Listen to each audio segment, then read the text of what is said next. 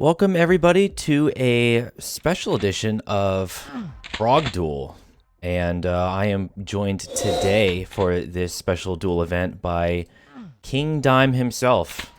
How you doing today, Dime? Hey, I'm doing awesome. Hope everybody is doing well. Very excited.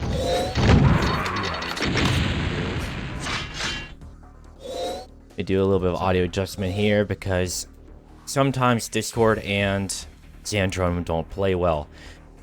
What we have in front of us today is a group stage match, a series of 8 matches. The other 8 had taken place yesterday.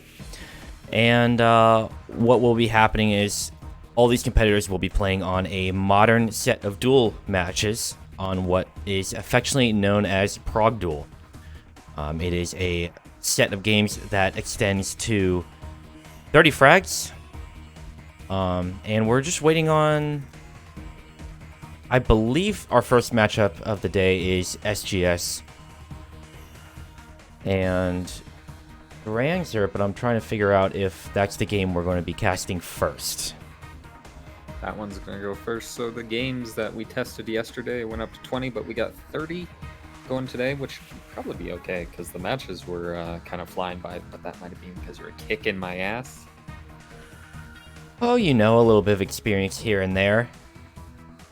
But Prog Duel is a mirror, in a way, of Quake's mechanics, in which case you have, across the map we're playing today, you will be seeing players hoard pickups like the blue armor, the green armor, and over here on a pedestal is the Soul Sphere. The armors do react a little differently than in Classic Doom. Blue armor giving you 100, green armor giving you 50, and they can stack all the way up to 200. There are a couple new weapons, like the lightning gun, grenade launcher, and the railgun. In addition to that, the mechanics for a couple of the weapons are a little different. Shotgun is a little bit more powerful, has a little bit of a vertical spread. The chain gun is faster and chews through ammo like crazy, but makes it a very potent.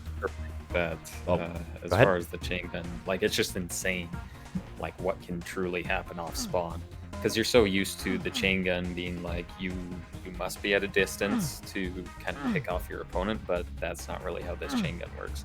You underrate it, it's just going to destroy you. Yeah, it most certainly can be a titan. And you can take that damage and multiply it for the lightning gun, which can drop you very, very quickly if you don't have an armor stack to work with. Now, Spectre and Dragonfly are in this, and I think they're in a future game. I'm actually going to try to figure out where the other players are, because we are waiting on... I don't see either of the players yet, but give us a second. We'll get them together.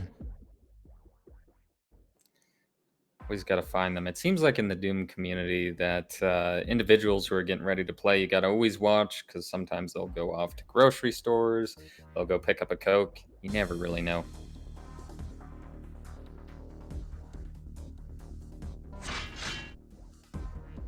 And right now we're a little quiet because I'm checking the discussion channel. I don't see anything, but I'm going to start highlighting people.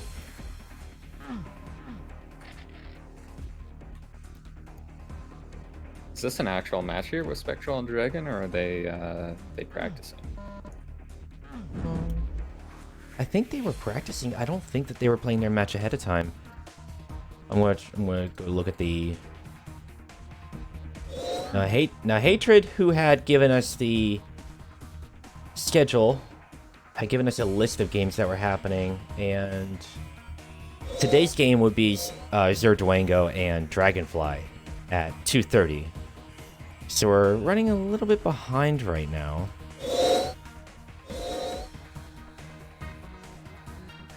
But that's kind of to be just expected with time zones. Is we had the 3-hour session was put out in place, but you know, if we're making players go at 5 a.m., then it's understandable. Somebody did want to do it at an off time.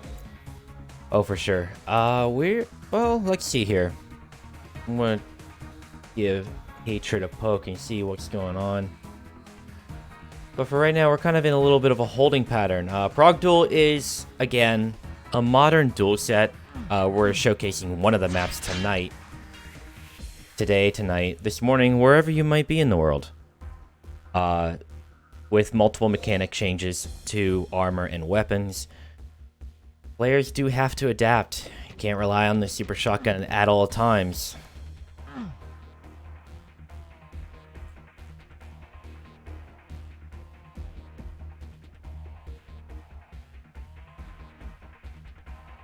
What we might end up doing is moving forward in the games to Dragonfly. I need to actually put this somewhere I can look at all times.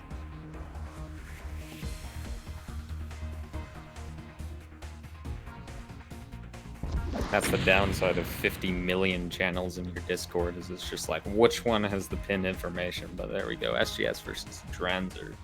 And then, no, Dragonfly is playing Zerdwango. Yeah, so this must be practice. That would be the match next up. And I'll put that in the channel. We're both in there for easy reference. 2, 1, fight. And honestly, in the it's just amazing that Dragonfly would come out for this, because he's so well known as a mapper, but he does have a passion for deathmatch too. Yeah, a lot of mappers in the multiplayer community in the circle like have a lot of history in the deathmatch community, play duels or deathmatch or capture flag, what have you. But they're doing a show match right now, just playing around, and you can see the mechanical differences in the guns. I mean, not only just getting the sphere, but also how the chain gun tends to operate. And a little bit of chainsaw work trying to come out there. And the chainsaw can rock you pretty quick if you get caught in the corner. So it does more than just being a threatening... a very angry noise. Like a bear scream to your phone. The shotgun, as you can see, does a significant amount of damage. And, well, you gotta watch out behind you when you go for the big power-ups, because they are points of contention. Blue armor and the soul sphere are very key to control in a map like this. Very tight, very close quarters. And we're gonna look at the console for a bit while I figure out what's going on here.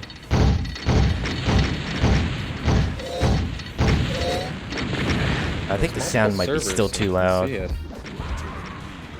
They win in either of the other two.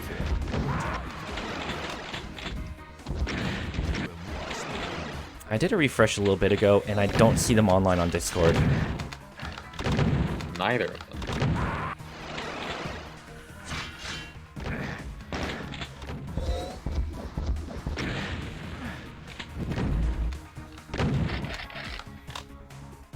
And there is a time limit, but it is a little bit obscured by the full screen HUD on the side there. I'm actually seeing if I can maybe disable that bit, because that is an add-on from the server and does conflict with the built-in HUD. So apologies while I figure that one out. And there we go.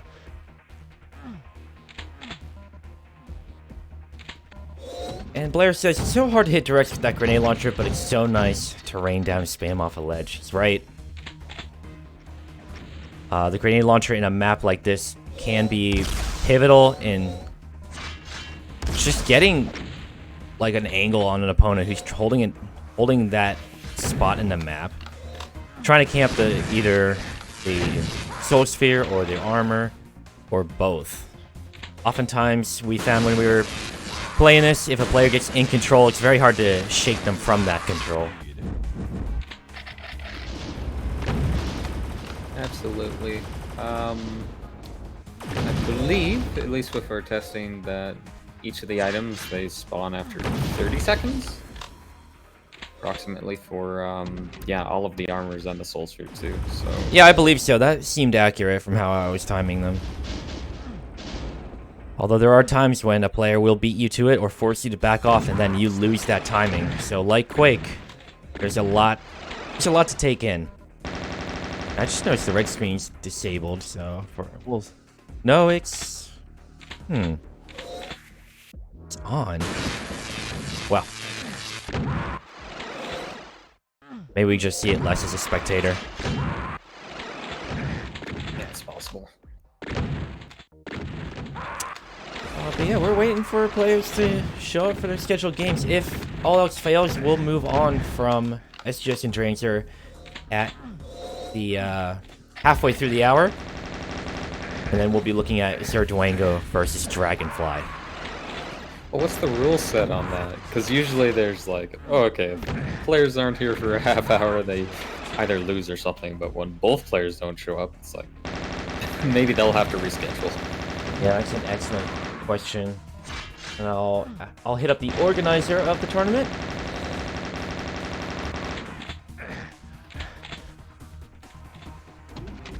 Sorry for the frozen screen. You'll hear the noises of combat in the background, but when the streamer has to alt-tab, it happens. 5-minute warning. I think there's a setting somewhere in Zandronum, or well, it should be like that if it's like GZ Doom, but I'll see if I can find it. But it gives you the ability to tab without. No, you're talking about it freezing though, not like the music staying or going Yeah, away. the video output, Okay. which happens when it loses focus. Yeah, I noticed that yesterday too. I might be able to do it through windowed mode and have display capture on, but that's like kind of stinks for the viewership in terms of frames. But hey, you never know. Something to look at in the future as we just wait for people to show up. And I am asking Hey Daddy, the organizer of the tournament, what happens if both players vanish? They both disappeared into the void. And I think you were initially right. I think it is 20 frags each. I was under the impression it was 30 frags. Whoops. Okay. So the servers did have the proper settings on. And we have some input. Desparal and Alex are going to play right now. So that will fill their slots that we're missing right now. Now, I don't know if I have a graphic built for this matchup. In which case, I'm actually going to check right now. Here at the Multiplayer Doom Federation, we do things on the fly.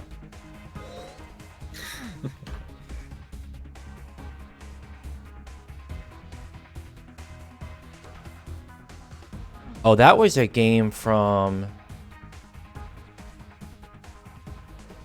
Okay. That makes more sense. That was a game from yesterday that did not get played. And we'll update that to reflect it. You can see it on your screen there.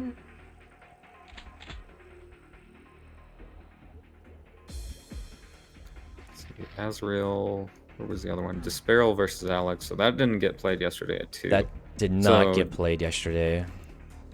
So Desparal has to do pretty much a doubleheader. Which is fine with me, but let's see if they're in... I have 3 servers bookmarked. The right one and the 2 ownage one. I see no activity in any of the ones except for the one we're in.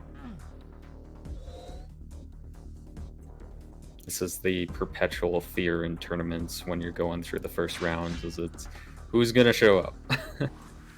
Right, what game are we going to do next? Yeah, exactly. Like back in TTC FFA, I think out of there was definitely a good probably 20% that just didn't show. And those games went on pretty well. There were very few delays. With a duel tournament, obviously you don't have 8 players in the arena at a given time, so you can't really pull the trigger on a match with less than 2 in a duel.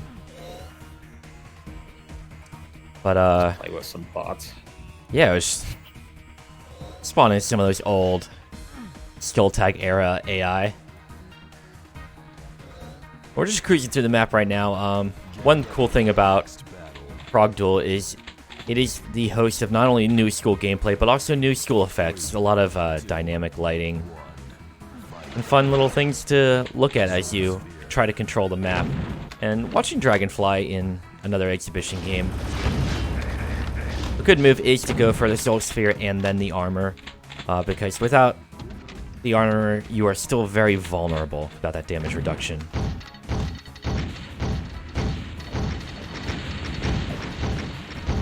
Just like the sphere, picking up the armor produces a audible cue, which your opponent can use to track you throughout the map. And you can see Dragonfly behind them. Dragonfly did not check that corner. A good hold from Dragonfly, but that was more on Spectral for not checking that back corner. Gotta be careful when a power-up comes up. You have to clear it. Because they can yield the power-up to you, but you can effectively lose that power-up's advantage. Yeah, get it neutralized. Did Dragonfly then get his match in yesterday against Dranzer? I believe, from what I was talking with Hatred yesterday, that the only match missing was the Alex and Disparel game. So Dranzer did show up, but they didn't show up today. I believe Dranzer is around now.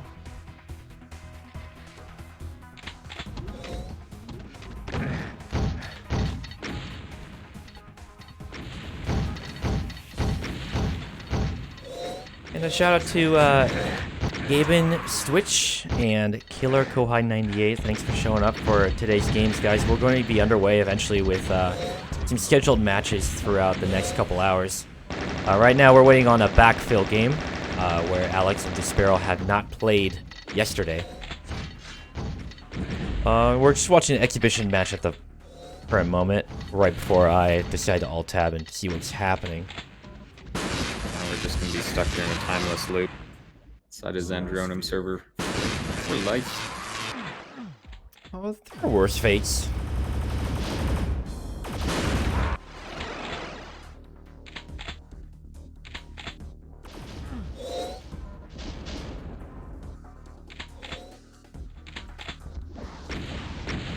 I think we're just waiting. I'm going to start highlighting people again because I'm starting to wonder what we're doing next.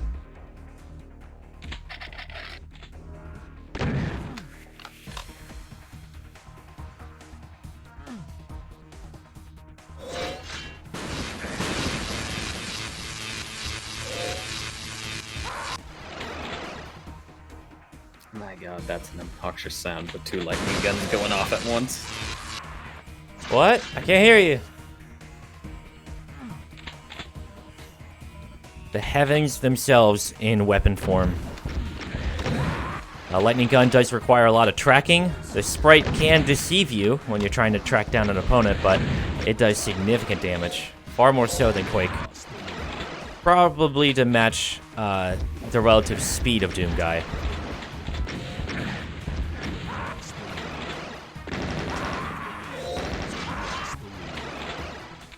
Getting baited out with the green armor in that location, you're very vulnerable when you go into that cubby hole. One of my favorite strategies to use yesterday in all those games was to use the green armor more as bait and for a cue to know where my opponent was. I do expect some players to bypass the green armor, mostly in control, the Soul Sphere and blue armor. But we'll see what happens.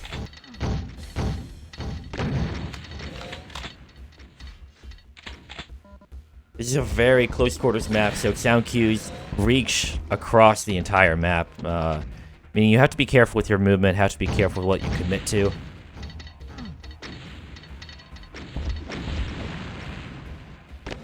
And the rules of the September Showdown, throughout each map, each round, it will be a best of 3 to 20 frags, or 10 minutes, whichever happens first.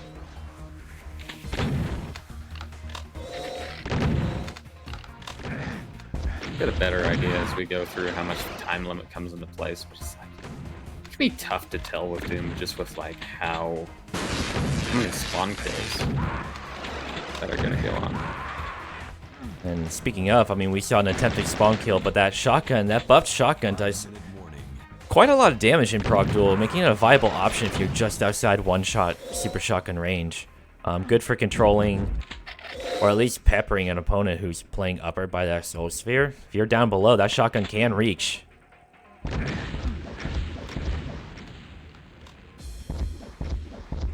We're just,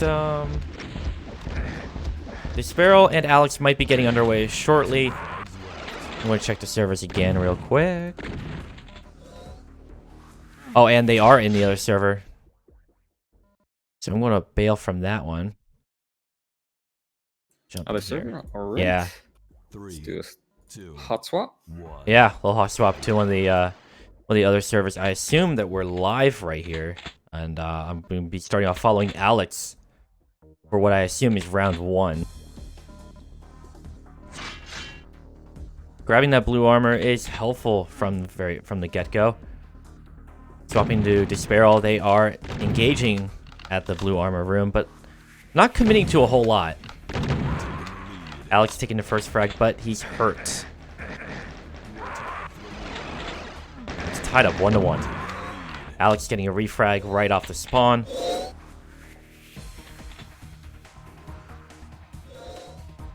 We heard the Soul Sphere get picked up from Xenaero, who also grabs the green armor.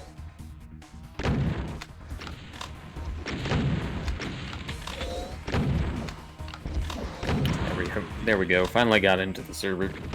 There you go. Welcome. Alex got knocked off the spawn there with a quick SSG kill, so he's kind of out of control. And we got Xenaero, who they pick up blue.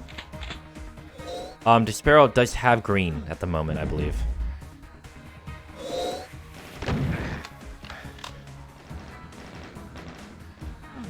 Yeah, I don't think we can see the health or the armor values, or unless you've got something different on your HUD. But so we have to keep track of that.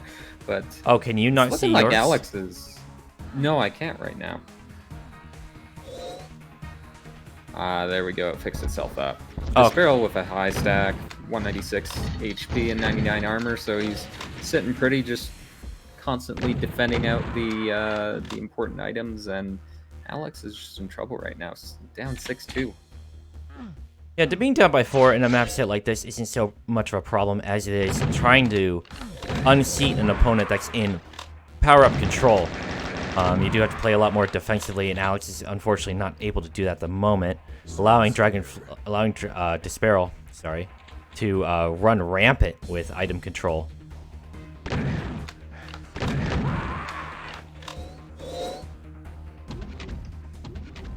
And this is a backfill game from yesterday, so you could consider this a bonus game for today's matches. Yellowtail, don't be cheeky. Just a sec, phone call. No problem. And while Dime is away, the matches will continue. Xenaero up by 9. Alex, saying, yeah, it's a little tough right now, but Xenaero is holding the spawns very well. Alex getting a couple unfortunate spawns, but Xenaero, I keep wanting to say Dragonfly. What's wrong with me? Xenaero in full control of the map, hanging on to that soul sphere, running right by it. Maybe to use it as bait. Maybe saying he doesn't want to waste that extra health at the moment. Get a frag first and then go for it, perhaps? And that was his plan. Up by 12. Pretty huge lead by either Doom or Quake standards.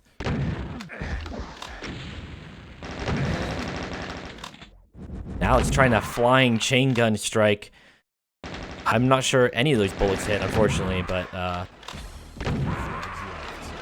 and round 1 could be over very quickly. Xenaero relying on the super shotgun first and foremost, and superior item control.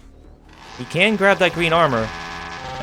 There's a little bit of a chain gun fight. That's round 1 for Xenaero. Get ready for the next Oops. battle. I accidentally alt-tabbed, trying to add a little star next to Xenaero's name. 3, 2, 1, fight. And up at the top, right, we do have a round overlay. And starting off, Alex got the blue armor. Despairo. Jeez, what is wrong with me today? Despairo grabbing the green armor and Soul Sphere and the first frag of the game. And follows it up quickly. He still has a lot of armor to work with.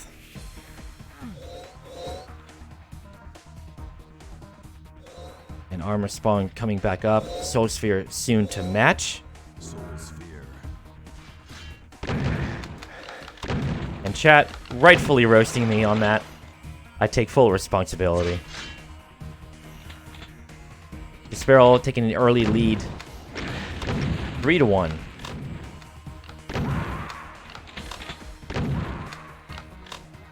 Now 5-1. Looking a little dodgy on health and armor. Switching over to Alex. What is your game plan here, brother? You're on the edge of elimination in this group stage. Oh, a little bit of a warp there. It appears that it's gotta, plug the cord back in. Game's not over yet. We're just watching Alex, unfortunately, get kind of crushed off the spawns. Doesn't have that much of a game plan in mind off the spawn. Despairo controlling everything in his range of vision. Not much else to say as the gap widens into the double digits. Coming nowhere close to the... Oh my goodness, that's really unfortunate. Spawns right there, but Alex fights back. Gets one more frag on the board.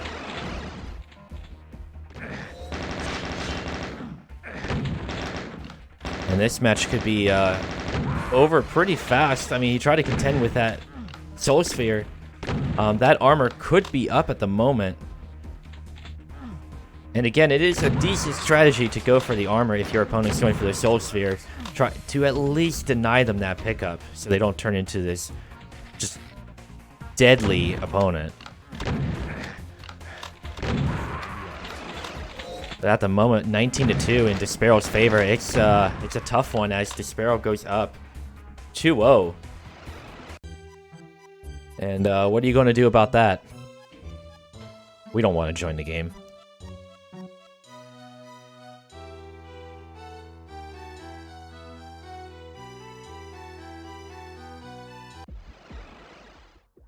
And unfortunately, we'll be saying goodbye to Alex on that one. But I wasn't keeping track of the exact scores. It was absolutely... It was pretty nasty. Alex unfortunately got caught off guard and out of control, showing how lopsided not only new school Doom matches can go. I mean, they can happen in old school as well. But it is very reminiscent of Quake, where you do need to have smart item control. You need to have smart area control. Yeah, I think it was in the area of 20-5. But a convincing victory from Despairo for what would have been the first match of the group stage this weekend. We got caught up on that one. Yeah, maybe not the intended match, but, a 5-minute phone call and it's like, oh boy, missed the full match. Yeah, and, I mean, that was over, unfortunately, very quickly for Alex. We're changing around on the overlay real quick because I don't have hotkeys for 20 different images. Something to fix in the future. But right now, I'm going to check and see who we got in any other servers. We have nobody, so we're just kind of hanging around. Just hanging out until we can get the next match that takes place. But you just really saw just how insane that Despairo's flick shots can be. Just like punishing Alex on all of those spawns. And it's like a few of them, I don't really know if he had like a ton of options in just spawning in front of Despairo, but like really having a plan and knowing where to go on all of this is just so optimal when you start fighting against those better and better players, because they'll punish you for it. Yeah, in this map in particular. Now, Prog Duel has a lot of different maps in the level set, very fine-tuned maps for the kind of balance that it offers. This map is absolutely far more about item control and being able to stay in control. It's very Quake-like in that regard. And with how fast Doomguy moves across the map, it can be very difficult to trap your opponent. And the amount of options they have at their disposal with the full arsenal on the map, it can be a challenge to play out of control, but it can be done, and hopefully we'll see that with Zerduango and Dragonfly coming up. And right now we're just... Oh yeah, I would say if we sort of look at the differences just between like Quake and Doom, is just that in Quake, if you're out of control, like unless you get some insane rockets, you get, you know, multiple bounces that kind of go your way, is that you'll be more chipping them out. But if you do get the lead on your opponent in something like Prog Duel and you hit them with one of those very highly damaging weapons like the SSG, is you can negate that entire stack with essentially a single shot. Yeah, especially, I mean, rocket launcher, super shotgun, and grenade launcher can do significant damage. I mean, the armor reduction is going to help you tremendously. In fact, I would almost hazard to say that armor is more important to control than health due to that damage reduction and the brief spars you'll have across the map. But you never know. I mean, the players play differently. We might see some wild stuff as the games progress. Dragonfly has indicated he's ready. We're waiting on Zerduango to show up. And, you know, Yellowtail, what if I do say Disparrow when I mean Dragonfly? You know what happens. But while we're dealing with the sass of the Twitch chat, I want to give a shout out to KingDime for showing up and co-casting for these duel matches. Now, we haven't heard KingDime since the Take the Crown event on with the multiplayer Doom Federation that happened at QuakeCon at home. So a little bit of a different pace. Oh yeah. Kind of takes us back to kind of that first TTC tournament with duels, but always been a big fan of them. Just as somebody who's more played kind of 1v1 style games, like through sports and video games, that's always been what I've been most interested in. So, tennis, you know, different fighting sports, StarCraft, FPS duels. I don't know. It's just amazing to me to see like you can't fault anything else. There's no team. There's no other player who can, you know, make these mistakes. It's all on you, your mindset, how you improve. I don't know. I just find it fascinating. And, you know, there is an inherent competitive drive in a lot of players who play Duel because of that crushing pressure on yourself to perform well because no one else is going to bail you out. It can be... And there's a lot of mechanical mastery you have to have if you're going to come out on top against some very strong opponents. So, you know, we've seen Capture the Flag here on this channel quite often with the World Doom League, and a lot of mechanics come into play for that too. You gotta have team synergy on top of that, but with Duel, you have to be very mindful of every step and decision you commit to. And item control being incredibly important in this level set. Now that's uncommon in terms of Doom Duel. New school rule sets have taken a back seat for the majority of Doom's lifetime, but we're seeing level sets like this come out with new mechanics and a little bit new nuance with old weapons, and it's provided a refreshing experience for a lot of competitors. Absolutely. It's just, you know, it's mapper and modder creativity that are giving, you know, just new elements that you can fight over. Just the same as like when you get a new map set and you have some new monsters. It's just like, oh, okay, now we've got some additional variables, and it doesn't always work out. You know, it's not always the you know, the best of balance, but I don't know. I think everybody kind of loves just new tactics. yeah, something new to pique the interest of the competitive spirit, something new to let the brain absorb. Like, how can I expand my tool set to include these new things? And the Prague Duel tournament, September Showdown, organized by Hatred, is just that. It kind of like, reinvigorates like not only competitors who love to go out there and take the win by as much force as needed, but also a lot of players who were a little bit more hesitant to step into the older arenas of Dwango 5, Judas 23, Mu2D, King 1, all the old names that we have been used to for well over a decade now. This is something new that you can step into, and there might be a new face in there that says, hey, guess what, you gotta play on the back foot for a bit. So you never know what you'll run into. We're just waiting on Sir Dwango to show up. Hatred is on his phone at work, telling Sir Dwango, last call. Everybody's on the phone today, seemingly. We're just all addicted. They're, mechanically attached to our arms. And to explain that for the chat, like when I have round 1.1 up there, round 1.10, this weekend is technically round 1. So when I made those graphics, I decided the best way to do that is just have like an incremental value for how they were stationed in the setup for the bracket, which it's not really a bracket, it's a group stage, but a decent way to put it and easy for me to find in the file system. So yeah, the first game of this event didn't get played yesterday. In fact, it got pushed back to today, so that's why you saw that. And then we're jumping in round 1.10, which we're waiting on now. And we have a victor. Dragonfly wins by disqualification. Sir Dwango unfortunately didn't show up in time. Nice job, Dragonfly. Used all your best skills to take that victory. How do you feel? How do you feel, Dragonfly?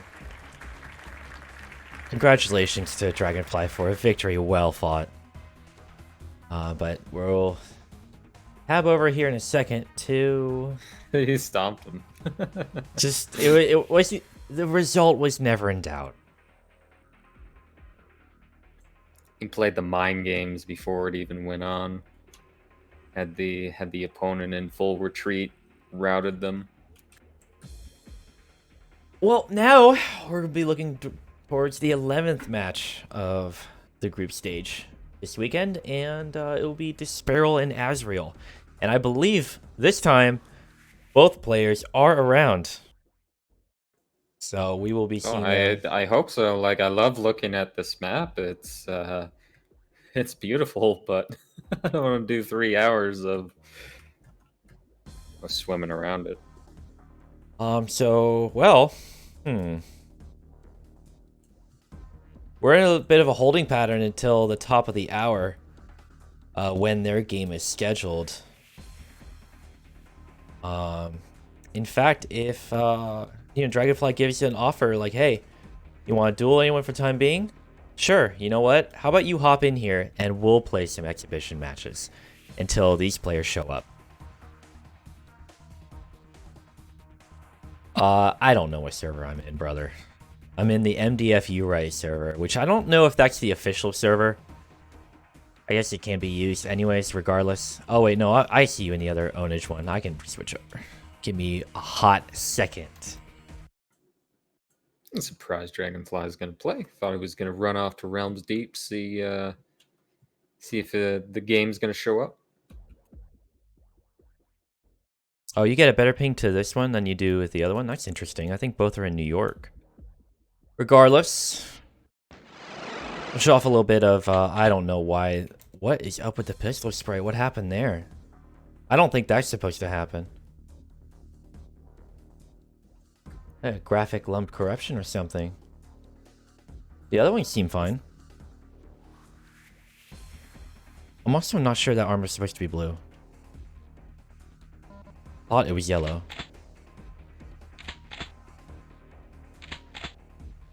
The other sprites seem fine. That is kind of crazy. 3, 2. The tournament definition has changed. It is now a take on the casters tournament. Down Yeah, you know, we'll play a little bit in the meantime. Ooh, a little bit of lag spike there. Oh my goodness.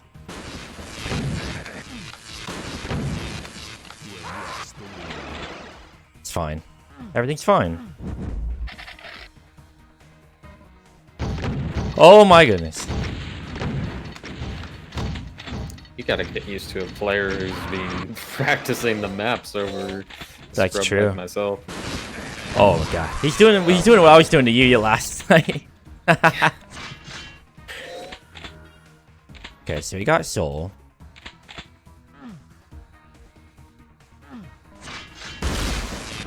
Nice try. Using a railgun at such an angle. Pretty sure he's still down below. Maybe not. I completely missed him. But I think that was Soul coming back up.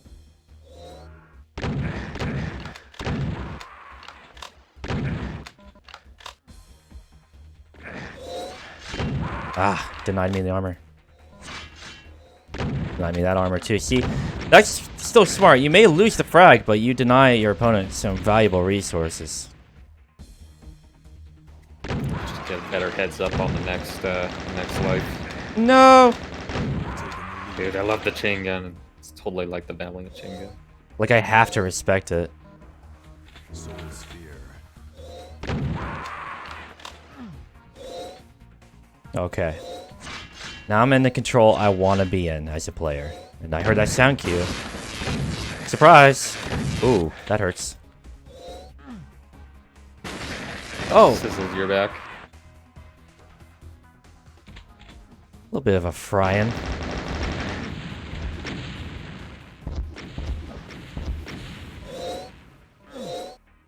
Soul Sphere. Hello. Gotcha. Took a stab to come out of the corner and Little got a timing shock. there. I did try to time that and it just happened to pay off.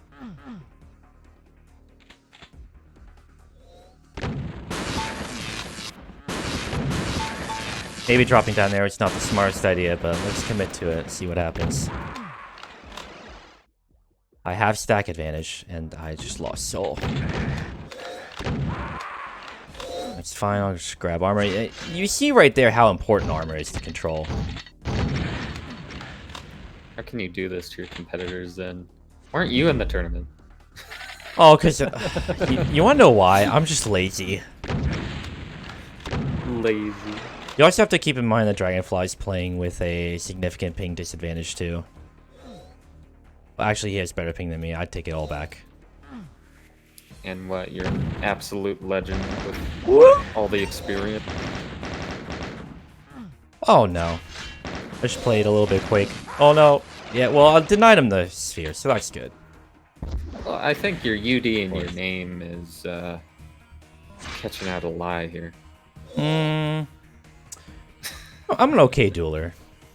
But there are definitely... Oh boy. Grenades trapped me there. They bounced me right in place. Couldn't escape them. Good play there. It's up top. Or is that a joke name?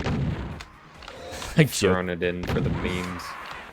You know, I'm not commenting on your sass right now. I should talk. I don't think I ever got more than 10.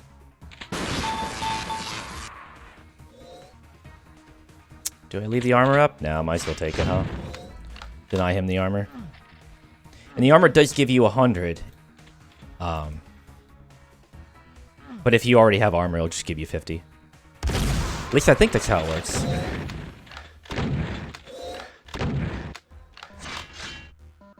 It's a race to the sphere, isn't it? Soul Sphere.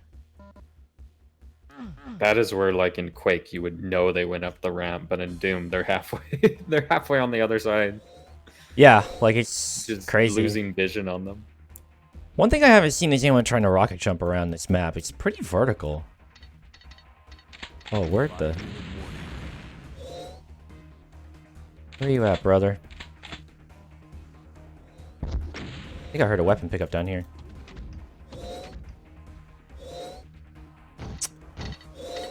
Oh, jeez. Oh. Gotcha. You goofed up, but that was a good grenade. I was not ready for them to fall down like that.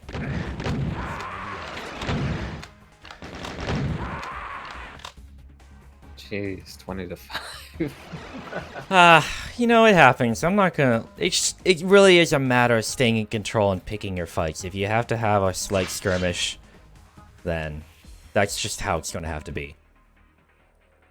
Imagine if Zerdwango showed up and, you know, you're beating down Dragonfly 20 to 5. I don't know if that'd be a confidence booster.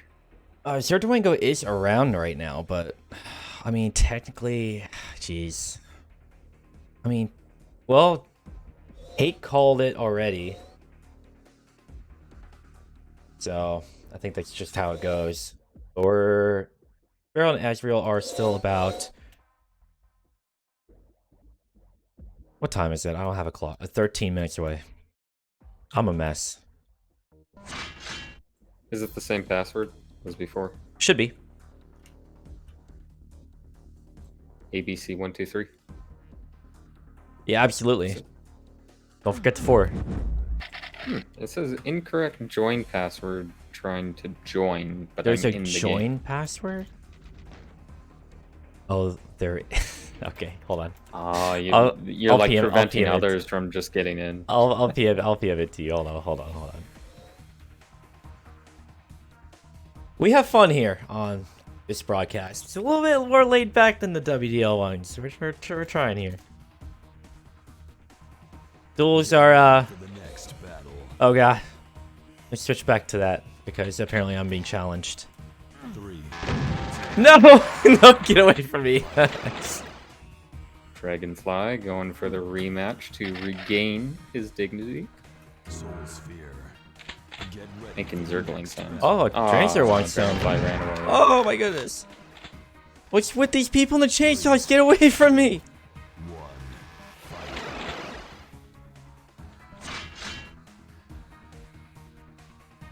1.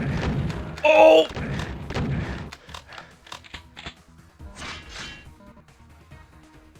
That was a nasty little angle. Opposite the Connect one? That's the only one I have. So, I think they used that password for the join password here on this server. Oh, get away from me!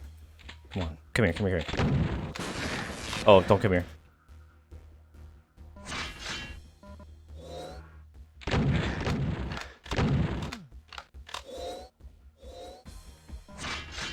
Oh, I melted.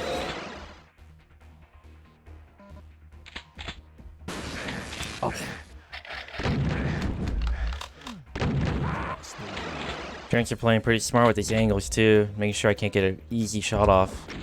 Oh my god, I can't jump either.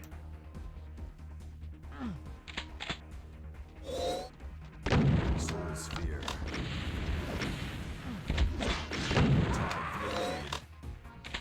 This was one of those movies where you had to find the nuclear codes before 30 seconds. That'd be so screwed. I've mistyped it like 5 times.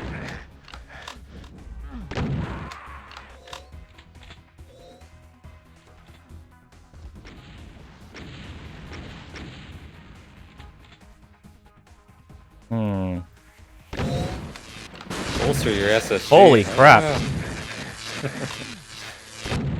See how much damage the lightning gun does? If you can track, the fucking nasty one. That's my armor. Good shotgun work.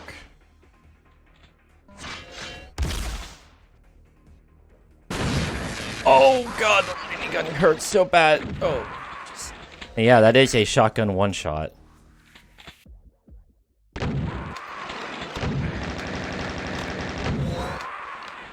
Soul Sphere.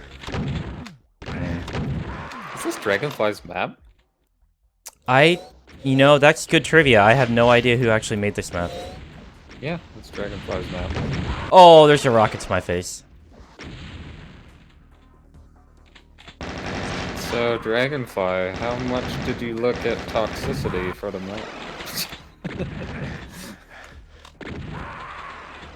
Ooh, there's a 100%? little Okay. bit of a challenge there. Tom's like, hey, by the way, buddy, I know I've what you seen did. this one before. Oh, get away from me, you crazy lightning person. I just think it's cool because the easy way to go would have been just to, you know, using like nukage and make it all green, but I love like just the texture swapping on it. It's a pretty map. Yeah, the store on the HUD isn't updating. There's a reason for this. Xandronum does not like to give the clients any information, so we had to come up with a way to work around that through scripting. Because it is hard-coded. You can't like just tell the client to like, hey, it's alright, you can give the players information on their health and stats and what they got. So, unfortunately, the status of Xandronum has made us do a workaround, and that does freak out a couple times. For how much we can do with the source ports, it's amazing how it's still a Wild West and what features are in what.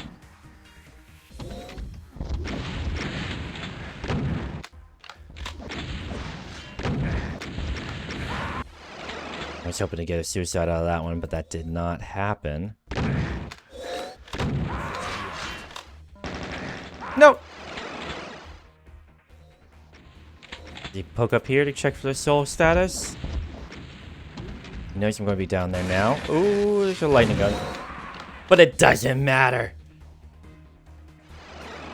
Very well played, friends. Press F1.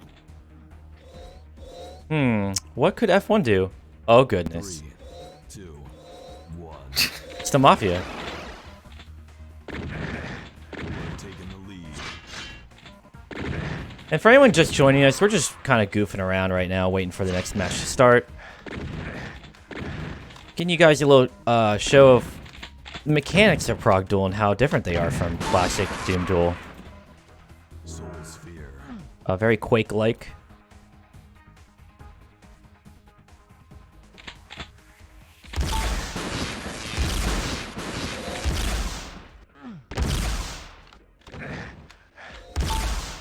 I pressed auto walk. Oh shit. Well, that'll do it. Though on my end, it looked like that railgun missed.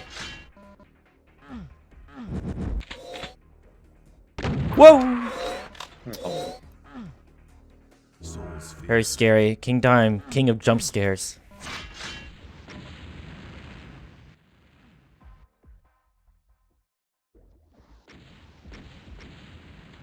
I hear you.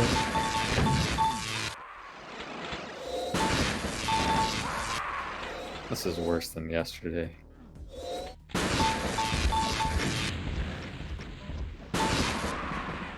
It's no different than Quake. How do you play out of control? It's very hard.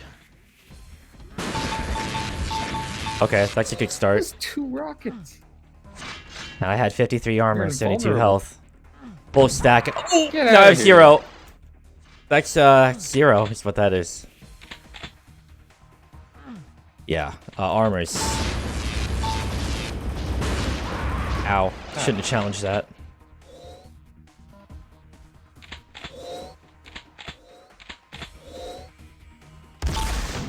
Oh!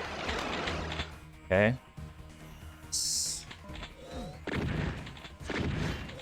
That's what I get.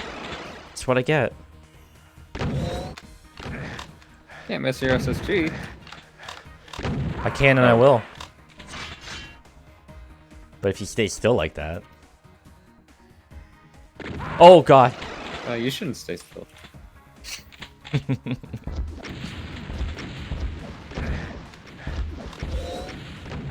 Oh,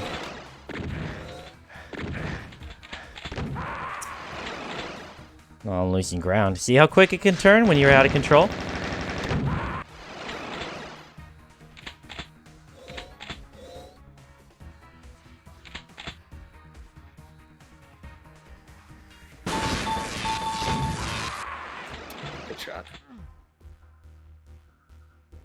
Yeah, that brings you... Lightning gun brings you down so fast. Damn it.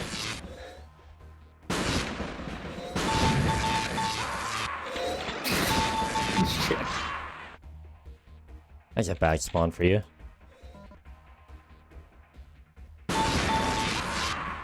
Baited.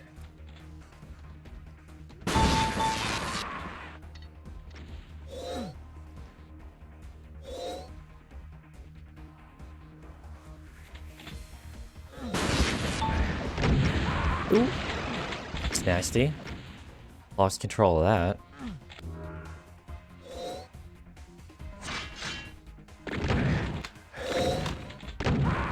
Damn, I thought you were gonna come upper. Whoops.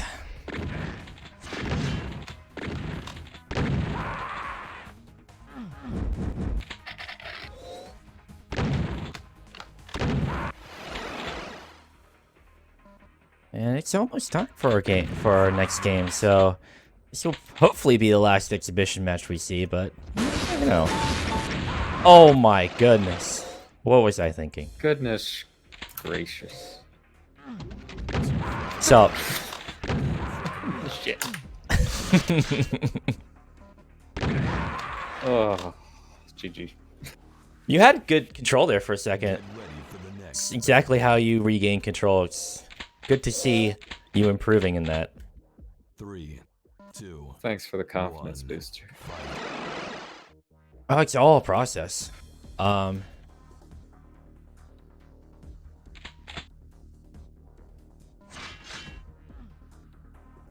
Yeah, spectate. Right, you can judge my typing power. Fine. Still better than you. Okay, so back to business here. The Sparrow and Azrael, where are they now? They're not in the server that I can see, but it's possible they'll be joining us.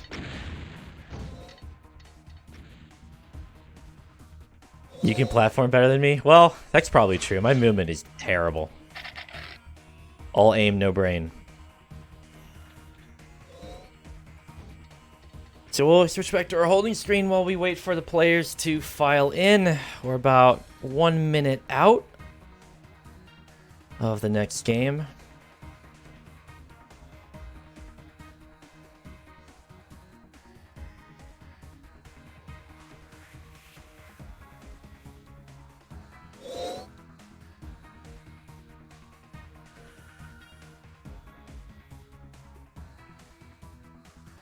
Okay, you know something, Dragonfly?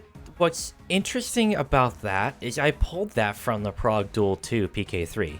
Like, I made a separate map, had the resources load, so I could set up the cameras. So I don't know where the blue armor comes from. It might be from the TE edition that everyone's downloading. I don't know.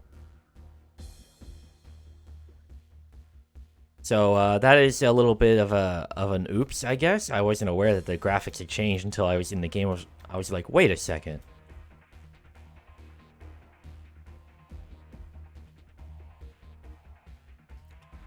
So hey, it blends in. It's part of the yellow lava motif. Fine.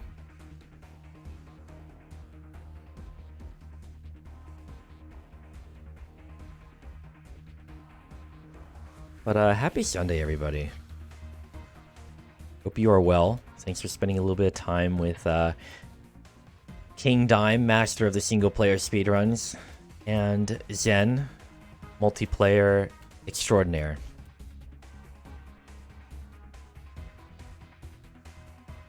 What's the yellow armor do? Great question. So how does the yellow armor differentiate from the blue armor? Or how did it used to differentiate? Because I want to actually check something. I want to check something real quick. Okay, yeah. So both armors do give you 100. And then they can stack 50 on top of that when you pick up the next one, I believe. Unless you pick up green and then blue, in which case then you have 200. But if you pick up green after you get blue, it's 50. So that's kind of interesting to keep in mind. I only picked up on that from playing. I didn't look at the actual scripting. And you might hear Doom Guy suffering in the background. That's Dragonfly, who's very sick of life in this eternal Map 11 world. But there is no escape. You just respawn.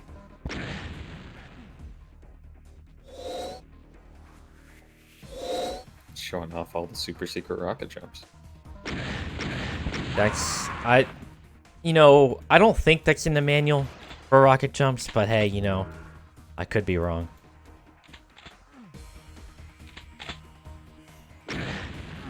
Ooh, that one was nice. Glad we caught that one. Hey, that's a lot less nice. But well, I'll tab again. Try to see where are these players See at. this grenade plus rocket jump. These little bouncy times. Oh, just so close. But not really.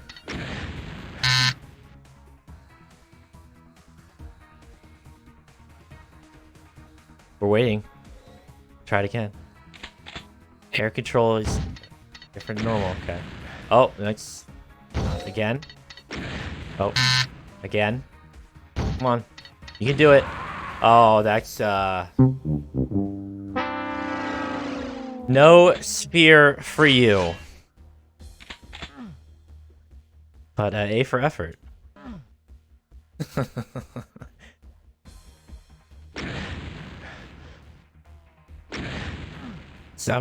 What are you trying to do here?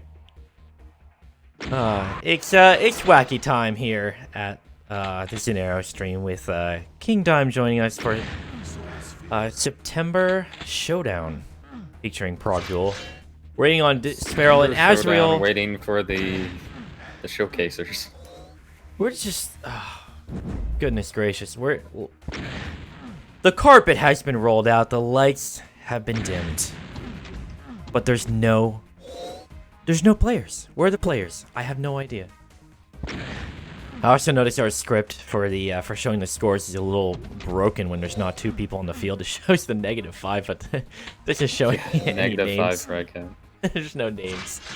We stuck them all on the gladiator cages down below, but we can't find the key.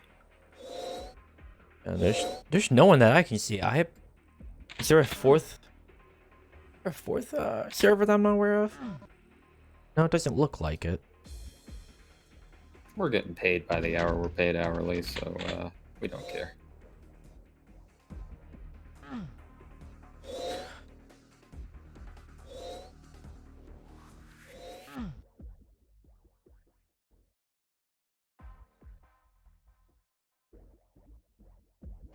I'm gonna go on this map for a sec because I want to test out this chainsaw. Dude, chainsaw is so fast. 3, 2, 1, fight. Soul Sphere. Here we go. It's taking my cool items. Hey! Dragonfly says, no, you're not going to chainsaw me. So generally my jump hotkey is the same as my Discord push to talk hotkey. Oh, that's funny. That's how I can talk and play. There you go. Hippity hoppity. Playing Frogger. Oh, man. Frogger stream? Here? Do it. Doom Frogger. I do wonder about that pistol. Very odd. Oh, apparently, Desparal and Azrael already played? No. What is going on? I don't... Okay. Well... Okay, so Azrael lost to Despairl, apparently. I really wish we had one server for this because I'm gonna have to put Doom Explorer on the other monitor because you can't keep track of everyone at the same time.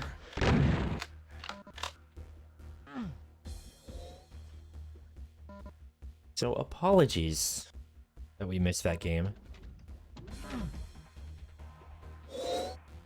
We're working through it. You know, it's the first weekend. You get your first weekend to work through things. And apparently, I guess, we're jumping ahead to 113 with Protein Spectral.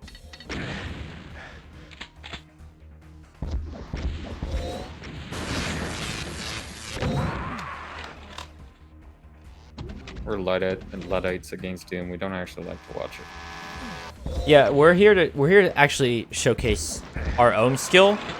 And we don't really care about the tournament. See, we've been found out. It's fine. Zen and Dime on top. Oof. As has been written, as will be.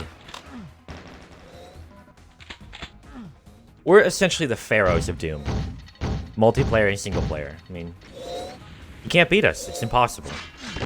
Do you think you can beat KingDime speedruns? I'd like to see you try. Looper joins the chat. So, who's that? Execute them. Heresy. Why is Zero Master here too? Heretics, all of them. Oh my goodness. Okay, well, we're waiting on Protein Spectral now. Are we actually going to see them show up to the server? Are we going to see them play? Well, I guess that's up in the air. Place your bets.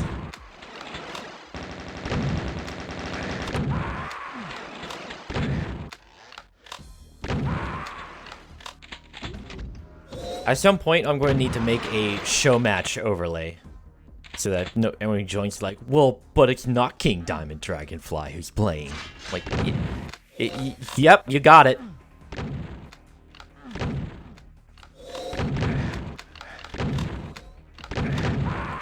Ooh, made a lot of armor.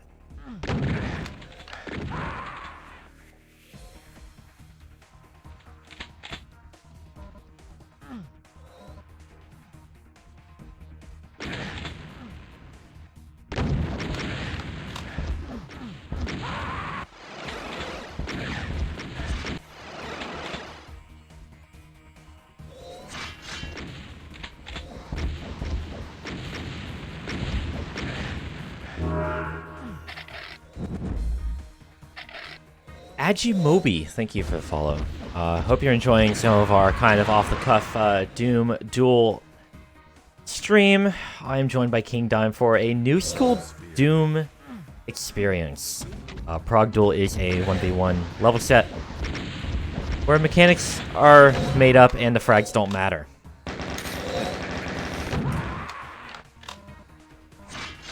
We're waiting on the next game to happen, which I thought was Protein Spectral, but I think I'm pretty sure it's Despairl and Azrael because I think I misunderstood when someone said that they already played. I like hearing the sounds of combat in the background while I'm changing the overlay. It's amazing. So we're back to Despairl and Azrael. Oh boy.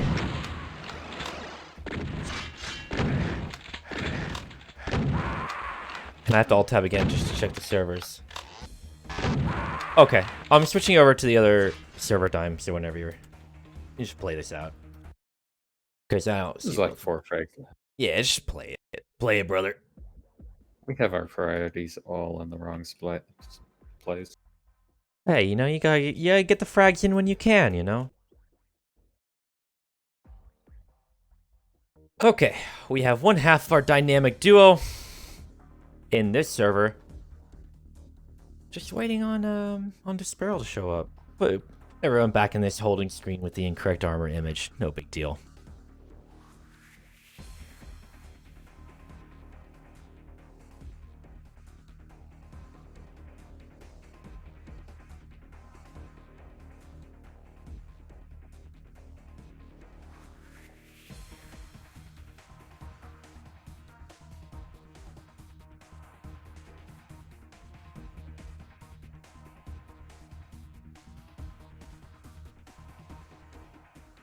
Oh, I lost 2019.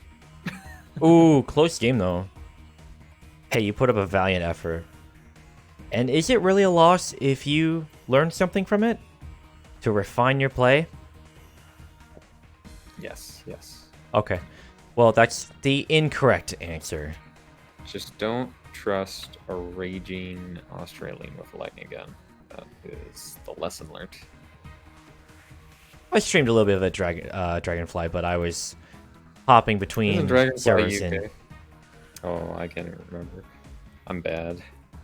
What's amazing is Dragonfly is across the pond, as they say, and got better ping to New York than I did across the continent, the United States. Oh, damn shame.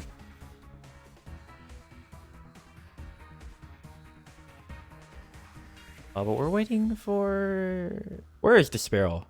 I'm gonna start highlight bombing literally everybody. We're gonna leave the channel because you put too many red notifications. They can deal with it.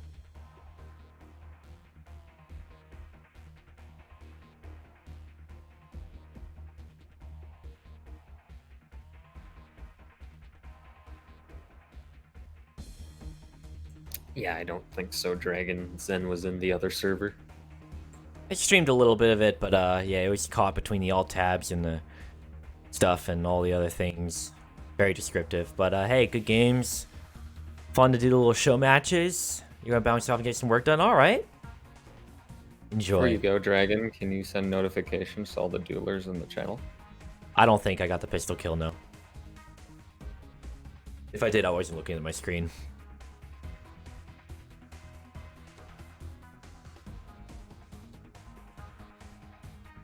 Okay, they left the server I was in. Good God.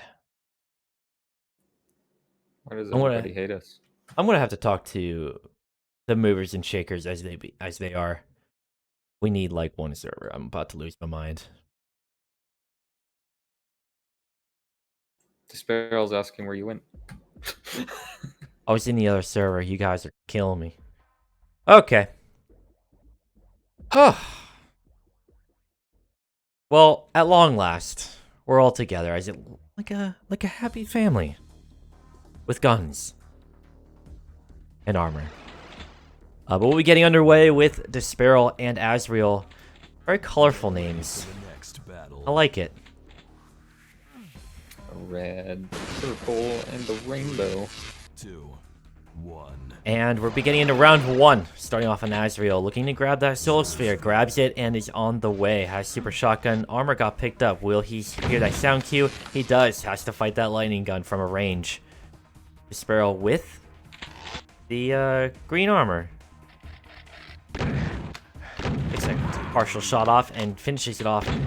Early lead of 2-0.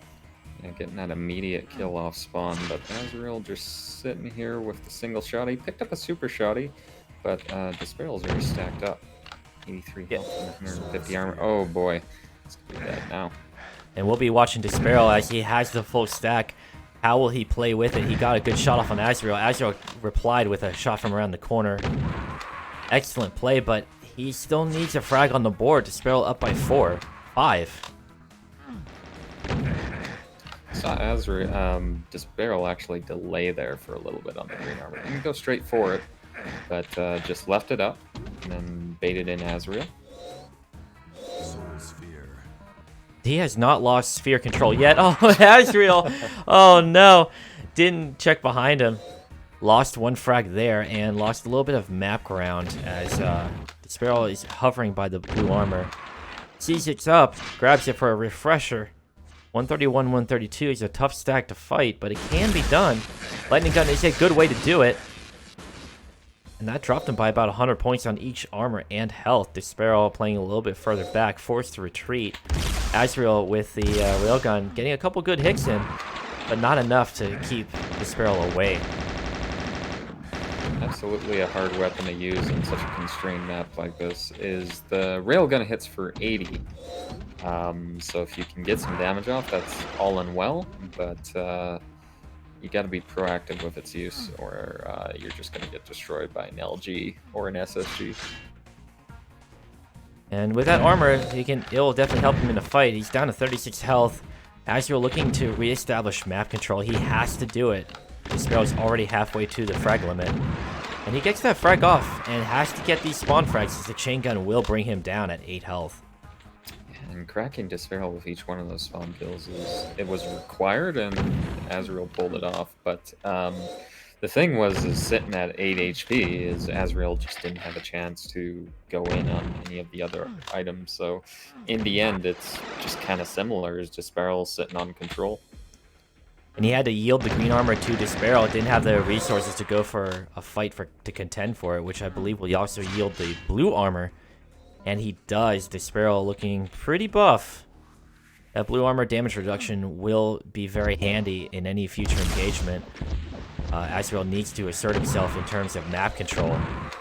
14-4 right now. Round 1 looks like it might be closing out here shortly. It's tough to come back from a 11 frag deficit. But anything can happen if you reestablish map control and force the opponent back. Despair was fragged, so he's back at 100-0. 82, and he now has a sphere control. Looking for that armor. Again. Azrael did not get the armor. Even dropping down and denying your opponent that armor is huge. Actually hits the rail there, but you can see that Despair was just running through the 80 damage. It wasn't enough to realistically deter him. Oh, just adding insult to injury there. Here we go, it's 19-5. Despair stacks on back up with the Soul Sphere. Gets a glimpse of Azrael and blasted for the win in game 1. And that is it for round 1. Despair taking it. And, yes. Get ready for the next battle. And Azrael may not have a player like Despair who's just so well known for his aim. Just like it's. And the aim does help, but more importantly, I mean, having item control can definitely take away an aim advantage. And just playing smart, like that's what Prog Duel offers to a lot of players. Before, aim was paramount. Now aim is helpful, but it isn't the end-all be-all. Despair taking an early lead of 2-0 on Azrael in round 2. And he has item control. He picked up the blue armor, he picked up the sphere. He's going to need a refresher here shortly, looking to establish himself back up top by that sphere. He hears it respawn, but loses it to Azrael. Azrael pushes him off so that Azrael can pick the Soul Sphere. So yeah, we're getting the opposing dynamics in control. Now Azrael is the one in control. Don't know if he's taking the blue armor. Blue armor's still up. Just go for it, brother. But he's taking the fight first. I'm not sure he's aware the blue armor's up there for the taking. He sees it now through the grate.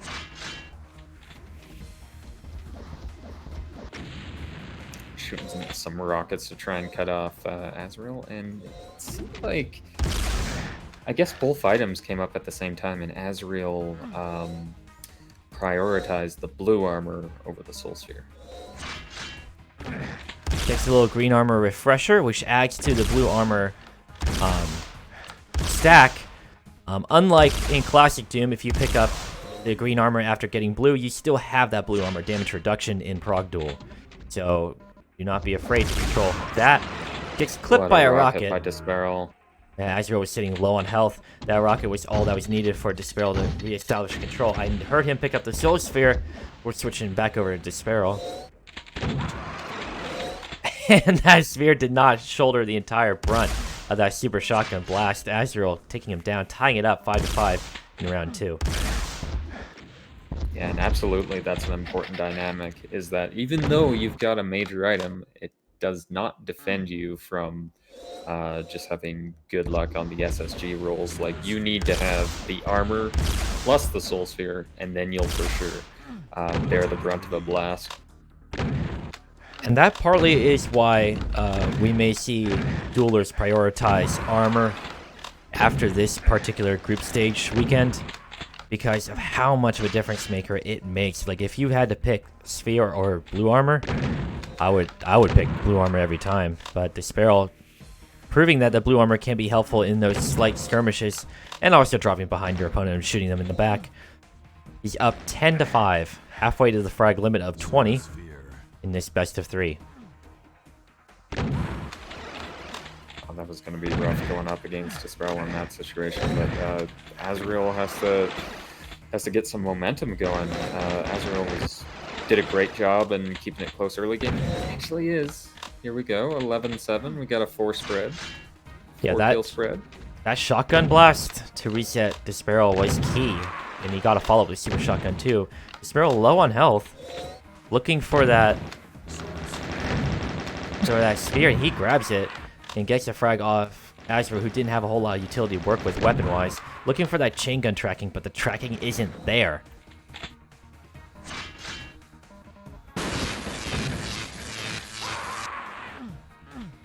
Oh, well done on the LG. It really puts out an absolute ton of damage. Do you know the DPS on the lightning gun if you're hitting all your shots? It's let's go with a lot. Yeah, it feels like the lightning gun from Quake 1, where if you just have it on top of the sprite, they're gonna go down.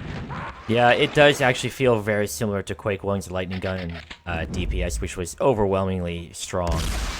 Even with a blue armor stack, you do go down quickly if the opponent can track. A lot of railgun work from Desperal, bringing Azrael down to 7 health. He's able to deny that blue armor, which is key for a comeback if he is going to mount one. Desperal, that shotgun blast brought him down to 5 health, showing how versatile the single barrel shotgun can be in this map set. 19-9, one more frag for Desperal. It's just so sad not getting that frag, sitting at 5 HP, but Desperal taking the series. Quick 2-0. And that will be it for that particular match. You can see how quick these games can go with a 20 frag limit. They're almost more can be considered a skirmish than a drawn-out duel, which in old school rules would be 50 frags. These are very quick, meaning that map and item control are paramount. But we'll be seeing Desperal move on, and we'll send you all back to this lovely holding screen. I don't think it's a bad idea to almost test out if you get these earlier tournaments and just almost making them a little bit shorter instead of having stuff go way too long, because you get that testing framework that you can use and you can always change it for the future. Oh yeah, I mean, I believe this is Hatred's first big tournament. Or no, he did Judas July. But yeah, I mean, it's a learning experience. You learn these things as you go on. I would always recommend having a little bit more of a gap in the time between matches, because when there's one hiccup, it affects everything. Yeah, but in these ones, since there is the frag limit, and it's not just purely a time limit, it's just that we have been seeing that we're getting to 20 here, but I guess it's a question mark as you get further and further along in the tournament. But like, we recognize Azrael, we recognize Desperal, and even those matches were, what, 4 or 5 minutes? Yeah, I'm not sure we actually hit the 5-minute mark on any of those, but to be honest, I wasn't paying too much attention. Could be getting a biased sample size with this map, though. It's very short and punchy. You're forced into engagements on the regular. And I think we'll be seeing Agiskill and Ty coming up here as far as the next round goes. But let's reply a little bit here. Let's see. Name color for Azrael. Wish I could take a minute to input. Yep. A lot of colors in that name. Dragonfly says, just came back to ask, how do you get spectate so smooth? I have no idea. I just play with settings, and then if they work, they work. I don't know. I'm not an optometrist. I don't know the numbers. I just flip switches. Seems to work out pretty well. Yellowtail says, OS rules had 50 frags. I thought they were 25. Old school traditional duels were 50 frags. Newer tournaments often have like around 30. This one has 20 per round. I picked something complicated. Optometry, fix the bill. I don't want to hear it from you. Okay? All right, let's see. What do we got? Who's on deck? Let's see. Oh, where's the channel? I lost the channel in Yes, I should still tie.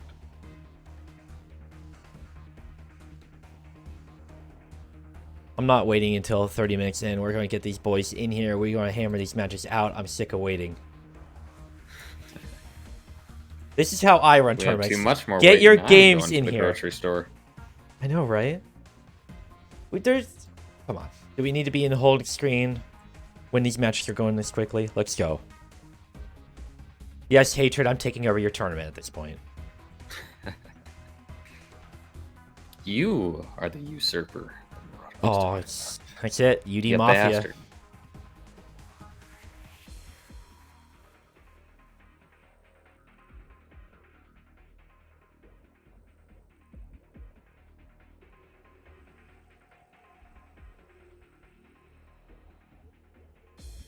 Have you talking about Mafia? Have you seen the Among Us game? Dude, okay, so I got a story about this. So I mentioned to you yesterday that I was gifted the game, and I was going to play with that circle first before I play with anyone else. We ended up playing 6 hours straight. It was 4 o'clock in the morning my time when I went to bed. It was insane. So much fun. So much fun. And there were a couple times when a lot of us got really mad at each other. I definitely lost my temper a couple times. It's like, you gotta be kidding me. No, you got these so much fun. crewmates who just don't know what they're doing and they're voting off willy-nilly. Dude, we actually had to change the discussion timer up because people were like hair trigger voting instantly. You can't change your vote after you cast it. No, you can't. But yeah. So if you get like the 45 seconds, so you upgraded the discussion time. Yeah, I think we had our discussion time for 60 seconds, and then voting time was also 60 after that. So we had a long time because we had a full lobby of 10 people, so people were talking for a long time. But the game is fun. If anyone's on the fence about Among Us, and you have like a group of people who already have the game, totally get it, because it's hilarious. It's so much fun.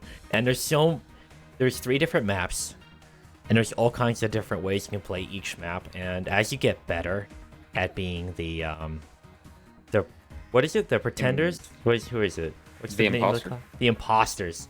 I always want to call them killers, because that's basically what they are. But as you get better playing the imposters, like, it gets so much harder for them to track you down. It's so much fun. Yeah, and there's kind of new school settings that the devs have added into just so you have more configuration abilities, like being able to turn off seeing what's going on with tasks. And I think now you can do it so that you can't tell who got voted off if they were an imposter or a crewmate. Really? Oh, So wait, no, yeah. yeah, we it just actually says didn't they're know. ejected. Yeah, that's what we were playing on. I wasn't the host, so I don't know all the different settings. But yeah, we couldn't tell until either side won.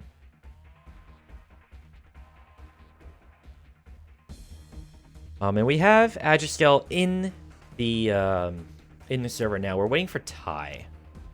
So we're just doing a little chat with Among Us right now. Pass the time as we prepare for the next match.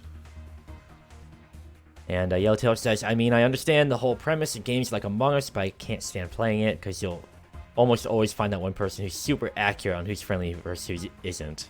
Psychological games like this are frustrating, and they can be. It definitely can be. There's a lot of misdirection, a lot of detective work. People who are really good at keeping track of where people go at the start are usually very dangerous as a crewmate. I mean, Yellowtail, mentions the super accurate friend, but I like to take that into consideration and get them off the island first. Yeah, if you can turn everybody against each other. We had a couple games like that where I got iced early, so I got to see what was happening more, and the killers were continuing to go until the very end. And we might actually have to buff or reduce the crewmate vision next, because people are getting really good as crewmates. What vision do you use? We use 0.5. Right now, I think the vision was 0.75 for crewmates and like 1.25 for imposters, but I would definitely recommend reducing crewmate vision more, because people often have line of sight on everybody else too often. But we'll see what happens. That was definitely hilarious to have 10 people in the server and everyone immediately throwing accusations. It's amazing. One game had us. We weren't aware that somebody was on the security camera, so we both iced people, and then we go into the vents, and then there's an emergency meeting, and we get called out instantly. Yeah, I know. It's especially when you're doing like the first games of the day on that map. It's just like, oh yeah, the cameras. Because the third map, the cameras you have to press. Press it. You might not necessarily see what went on, but the first map you can see all 4 corridor quadrants. Oh yeah, the one with the big old cafeteria. Yeah, I think that's probably our group favorite map. But in any case, long as pretty awesome little party game, definitely a good time sink. But speaking of time sinks, I think we're done in the holding pattern. We're waiting for Ty and Agistil to jump in. And see what version of Ty that we get, because I call him the Dragon Ball Z Dim character. Will he be Super Saiyan or not? We'll start off watching Ty with that viewpoint, because I don't know how well Ty plays on new school Doom maps. He's a veteran dueler. So is he flexible or inflexible? He starts off grabbing the blue armor, has to yield the soul sphere.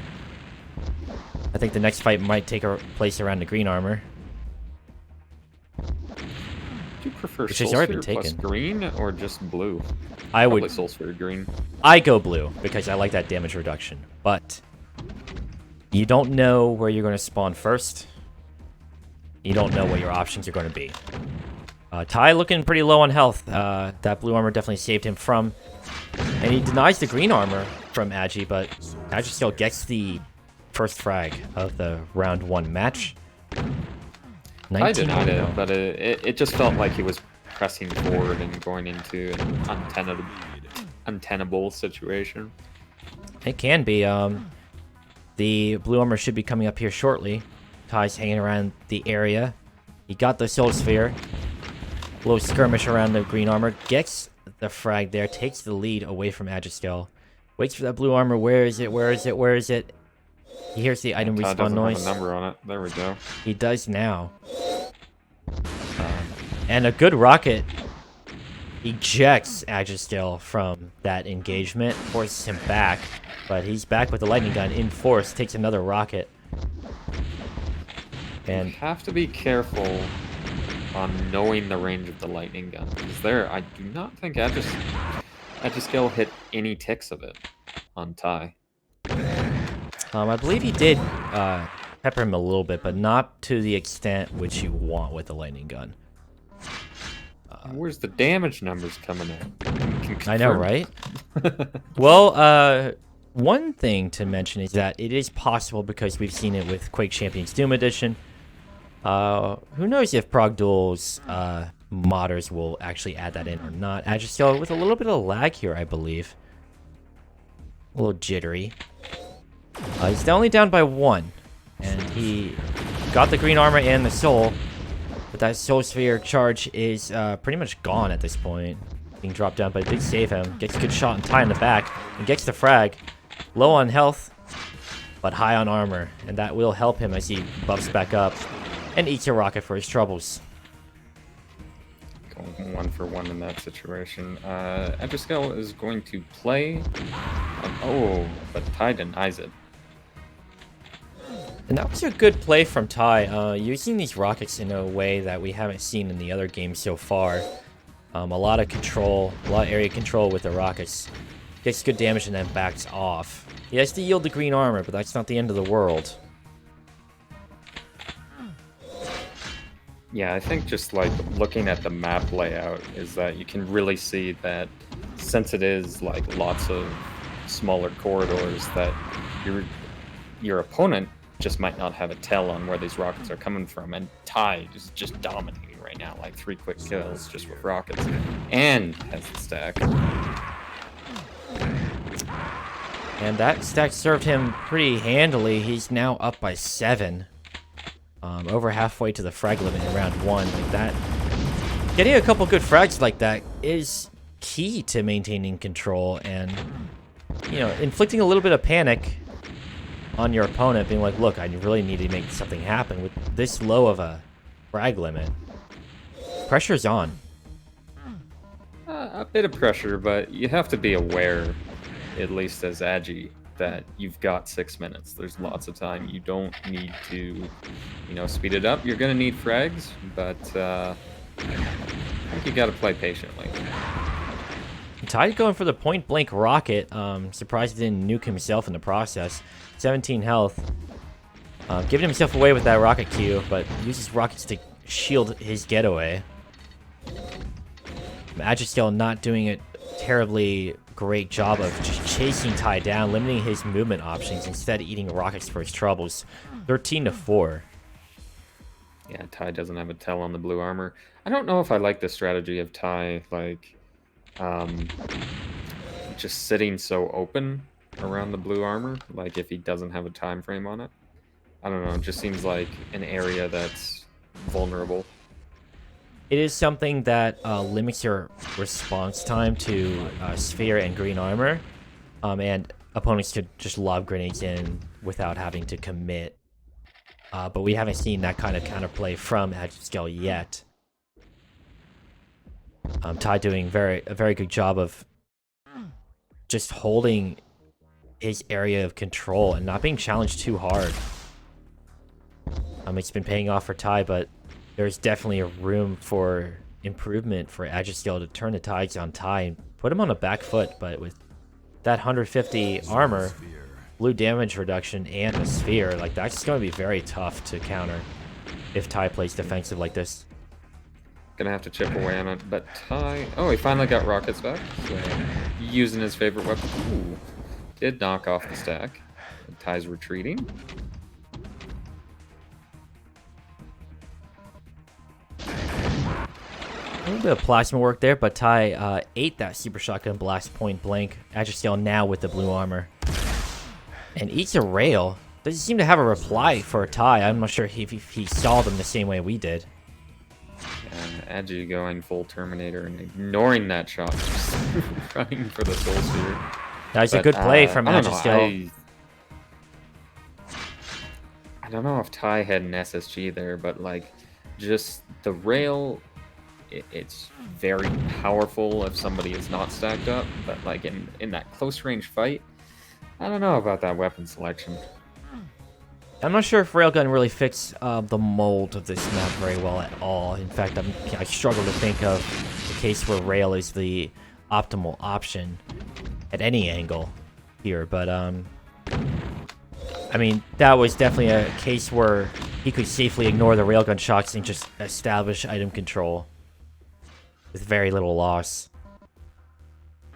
Looks like he's looking for that refresher from the armor. I mean, he still is sitting on 143, while Ty had...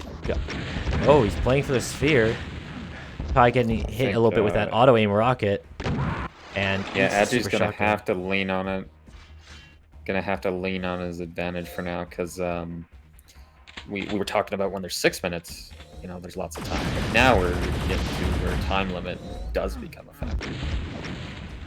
Yeah, this is the first game we've seen where it drops to the 2-minute mark. Ty and Magiskell trading blows. And playing a mostly defensive game. Ty up to 15 now. He's only 5 more. So pressure's on Agi to make something happen. He's got to start converting frags very quickly. A couple of fights... Slippery seal and just running back and throwing rockets. That'd be frustrating. I mean, that's the way to play, though, in a tight map like this, where you could get trapped, you're up by a substantial portion, you just had a scare from the other player being in control, and time is on your side. I'm not sure about the rockets point blank, but even still, the pressure is on Agi to close the gap. Got a minute 35 left to play this one out. Got the stack to do it.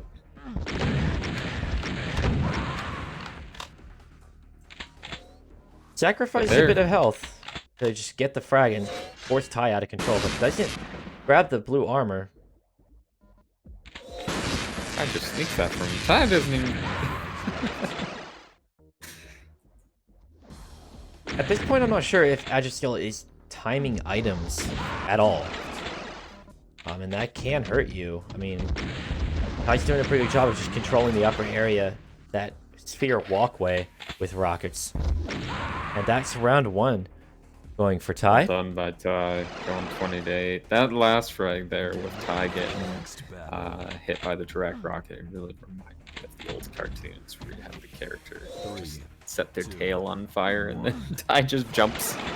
Yeah, some wily coyote stuff going on. 2. Well, we start off watching Ty grab the green armor, but he did not have a full stack to work with. Agiskill drops him, takes an early lead. Loses control of blue armor, however, so he has to play on the back foot, or he'll just push in with the lightning gun. Ty getting a good railgun shot just outside of Agiskill's vision. Eats a rocket up top for the Soul Sphere. Ty timing the Soul Sphere pretty well. Got a little bit of blue armor to work with. A rocket and a lot of health. That splash did not affect him much at all. It's just fun to see the strategical kind of differences between the earlier match that we had with Despairel and Azrael, and just seeing this very rocket-based, rocket-heavy usage. And normally this is not something you would see in a Doom duel due to how volatile rockets are against the user, but there is a lot less splash damage against the user in Prog Duel, especially with armor. So going a full rocket setup can hurt you, but in a tight map like this, it can work in your favor. As long as you don't hit the walls right next to you. It's funny seeing the players fall off that Soul Sphere platform. They might have to go back to the drawing board and practice that one a bit more, because we've seen multiple people fall off that ledge. It's a tough jump to make. Sometimes you think you might have to jump to get to it, but that's not the case.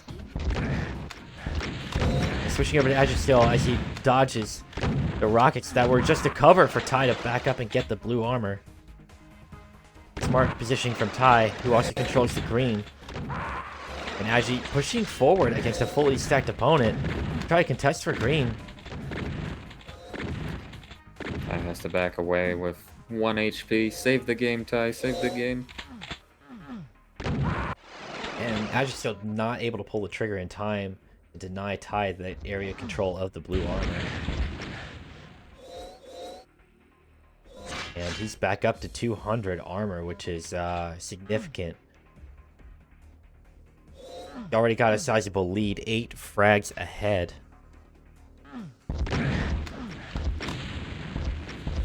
I think Agi's gonna have to, you know, just be aware of kind of what's going on with these rocket strats from Ty and try to turn it around on them, because it seemed like they were having more luck in game 1, and at least keeps it a little bit closer.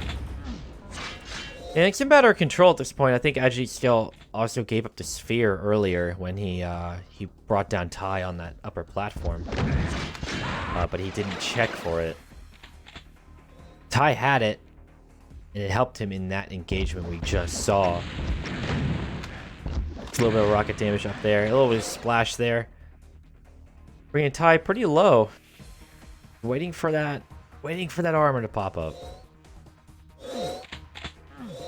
And I just says, "Oh, that's fine now." And Ty splash damage brings himself down a frag, which in this case might be preferable to Edge still getting another one up on the board.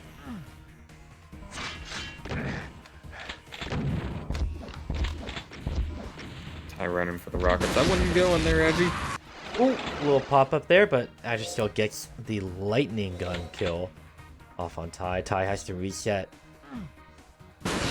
While Agi has the resources to work with, he blows most of them on. Blows the jump again. That jump will cost him precious seconds, but he still gets a sphere. Now he's looking for armor, I presume. Here's Ty behind him somewhere. hitting himself with his own grenades. Ty going nuts with the grenade launcher, just throwing it everywhere. A little bit too soon for that Soul Sphere. Come back later. And Ty grabbed the blue armor at some point. Soul Sphere. And gets out of there, trying to establish some more control in the wider open area. Or at least anything more advantageous with his rocket play. And that does help to direct rockets. 5-minute warning. Just running right into another Ty trap. But yeah, we're sitting about the same HP, but Ty gets the advantage and the frag. Those rockets coming up big for Ty. He might be sitting low in resources, but you know, covering his tracks with the rockets limits Agiscale's options for engagement. Poor Ty loses all control because he gets hit by a random grenade. And if only his opponent knows what it feels like to be hit with random explosives.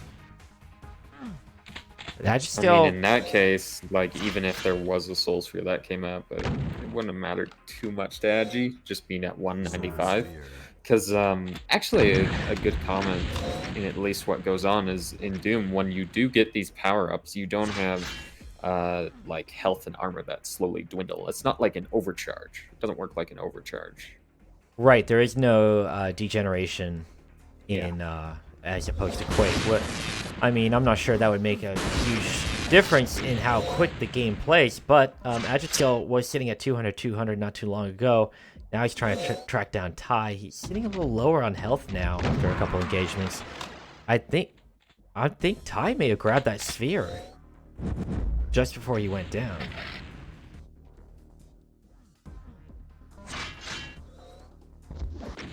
Oh, that's cool, too. Just denying the green armor so Ty can't get it.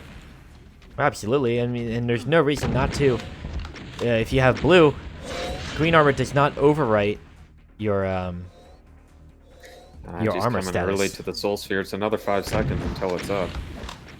And Agi getting caught on those stairs. I mean, not a whole lot of room to work with.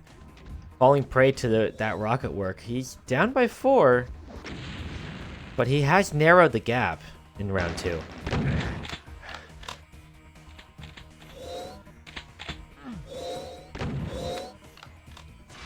And yields the blue armor to Ty. Eats rockets on top of that. He keeps checking the Soul Sphere. He does not have timing on it.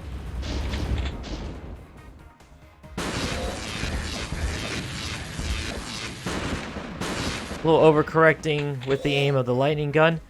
Allows Ty to get away, wounded, but alive. Just doing some plus-back mechanics. Good job by Ty. That one. And Agi, with 20 health, quickly drops there right by the Soul Sphere. Agi's very keen on grabbing that sphere.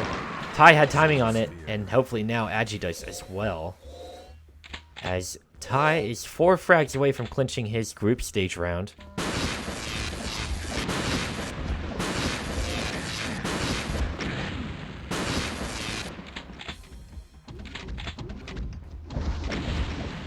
There we go, coming up for another fight around the Soul Sphere, but both of them are going to drop away from that item and then come back. There we go, Ty's got it for a full stack. Oh, does he? Alright, we're switching over to Ty, watching him work that upper area. Missed a couple jumps. A lot of players falling down to the graded area, and we just saw that rocket work trapped. Oh, and another follow-up fadeaway rocket. It's going to be very tough for Agiscale to come back from this one. 1-minute warning. Agitail going the other way around, but wants to take this fight. And that's some good work with the lightning gun. Brings down that stack considerably. And gets one more on the board. Ty looking to reassert himself. Doesn't have the weapons and the resources he wants for a full fight. But he's got his rocket launcher, and so far that's all he's needed. 30 seconds, Edgy. Getting bounced around by those rockets. And that was all that was needed for Ty to clinch round 2. And take round 1.12 by our naming standards. And let's see. I think Spectral and Prote are the next game too. They're actually ready at the start before the time of their match, 8 minutes early. That's a shocker. Now, that's what we call professionalism. Time management. Something you don't see every day. But Spectral and Prote on deck. We're getting you back-to-back rounds today. I thought that was a really good series of games where Agi was probably getting frustrated by the rocket strategies of Ty, but then became more, I don't know, a little less willing to just go into those battles as far as round 2, and I think that's what kept it a bit closer. Yeah, just there's a lot of nuance with Prog Duel, and that was a good long-range super shotgun one-shot from Prote, who has sphere health in his advantage, but no armor to work with, so he can be brought down pretty quick by any weapon. But gets the third frag up, 5 health left to work with. He's not in control of the map at the current moment. Spectral grabbing that sphere. And who grabs armor? Prote does, but he's trapped in a corner. The chain gun doing great work on Spectral without any armor to buffer that damage. Checking the grenades, any which direction, but you can really see the reduced damage there, and Prote just took 8 damage to his health. And I believe that was a trade, allowing Prote and Spectral to reset. Soul Sphere. Or maybe Spectral actually did survive that grenade, but he just runs right past Prote, grabs the blue armor, says, no, you're not going to get this one. Yeah, I was going to question that decision just running into it, just seeing the damage that Spectral took for the travel time to the blue, but like, man, that SSG was just on point. More importantly, it denied Prote the blue armor to restack up. He does have green in his favor, but he doesn't really want to take this fight from like blind rockets. Instead, waiting for his opponent to come to him, grabs the blue armor as a victory prize. Prote up by 2. Prote is a Quake player and has a lot of experience in timing items. So I don't know what Spectral's history is, but right now he is losing ground. He's losing ground quickly. Prote's a Quake player. Can we just consider him a Doom player now? We're going to assimilate him as with Horde mode, and this Prote is now a Doom player. Prote is jack of all trades. Yeah, he for those who don't know, he's been doing a Horde mode mod for Doom Eternal. It's been really fun. You can check that on YouTube, honestly. Prote has a lot of previews up there. But back to the game at hand.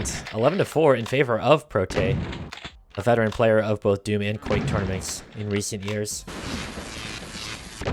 Spectral got muddied up on a weapon switch, and that gave Prote the time to get that damage out. Even still, Prote pushed that lightning gun with 10 health. That was not an advisable engagement, but Prote was confident enough to make it work. Showing that confidence in dominating the middle area of the map, grabbing green armor, and stacking back up, giving an extra booster to that blue armor damage reduction. He finds Spectral towards the Soul Sphere, because you can go both directions there in that fork. Yes. I think a lot of players try to jump to that sphere, but you can walk onto it from either direction. Prote with excellent item timing, 17-5, just running a route on Spectral. Just popping off that SSG with confidence.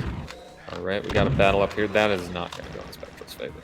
No way. No, even with, I mean, a full stack like that, you can't take a long-range super shotgun fight. Prote takes round 1 in a very Get quick ready for the fashion. next battle. Now Spectral has time to reconsider, hey, what am I doing wrong here? 3, 2, 1. Following our challenger, he heard the sphere get taken. There's your first audio cue. He was seen taking blue. He heard green get taken. What are your options going from here?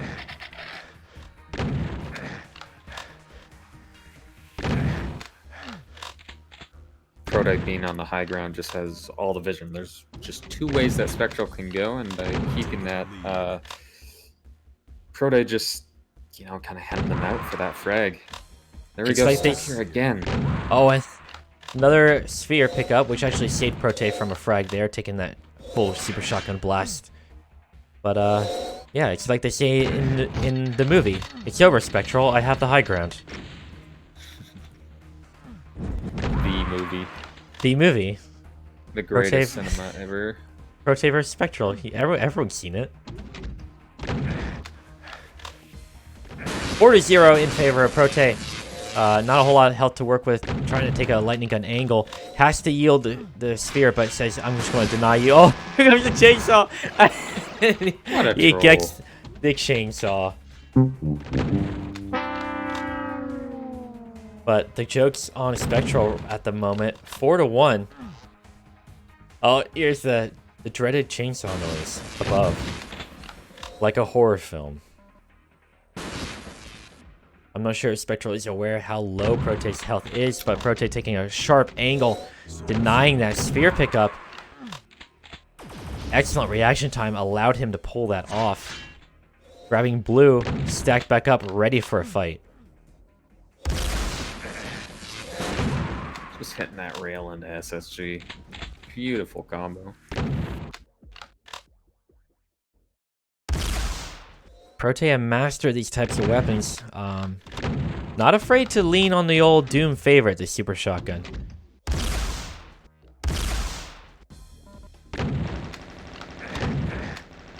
Yeah, Spectral afraid to go for, like, we got the Soul Sphere out, but wanted to finish off Prote first before getting that.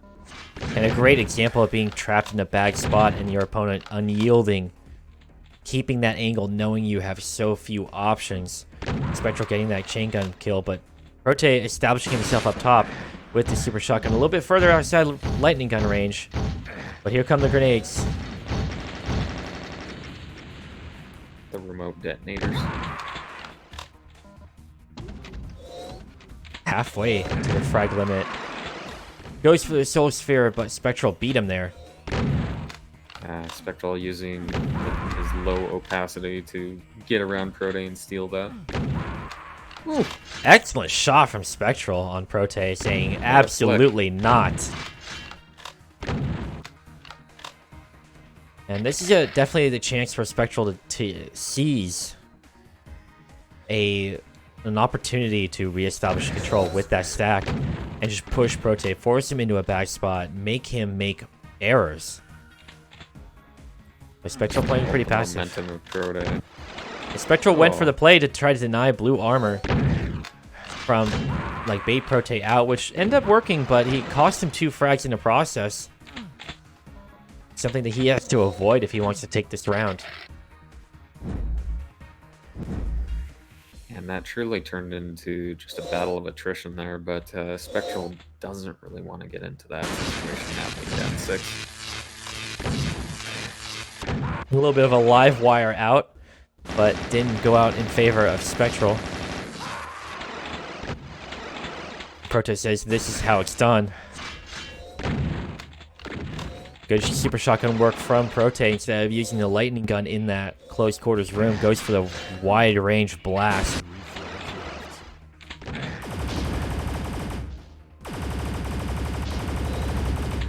17-6 looks like we're looking at another 2-rounder here, ladies and gentlemen. Just really loving the weapon use out of Prote. Just using everything in the arsenal. As we talked about how, like, certainly he's cool with the original Doom weapons, but making use of cutting off areas with that grenade launcher and taking this one 2-0.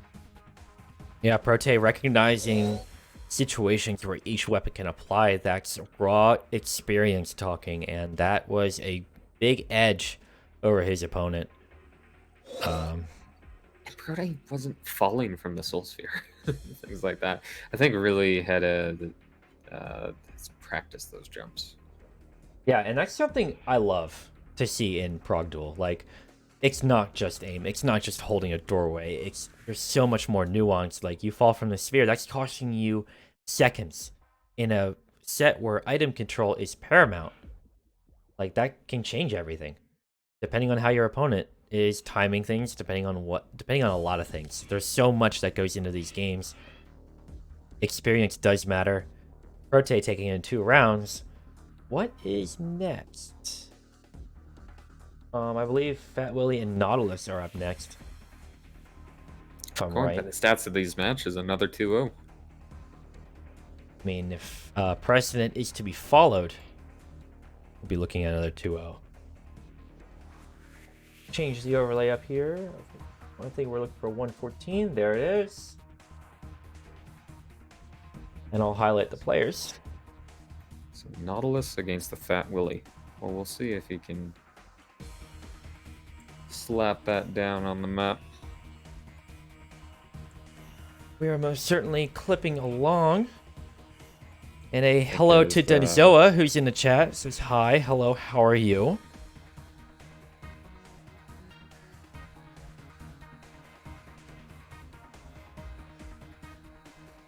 And we're just waiting for the next game to get underway.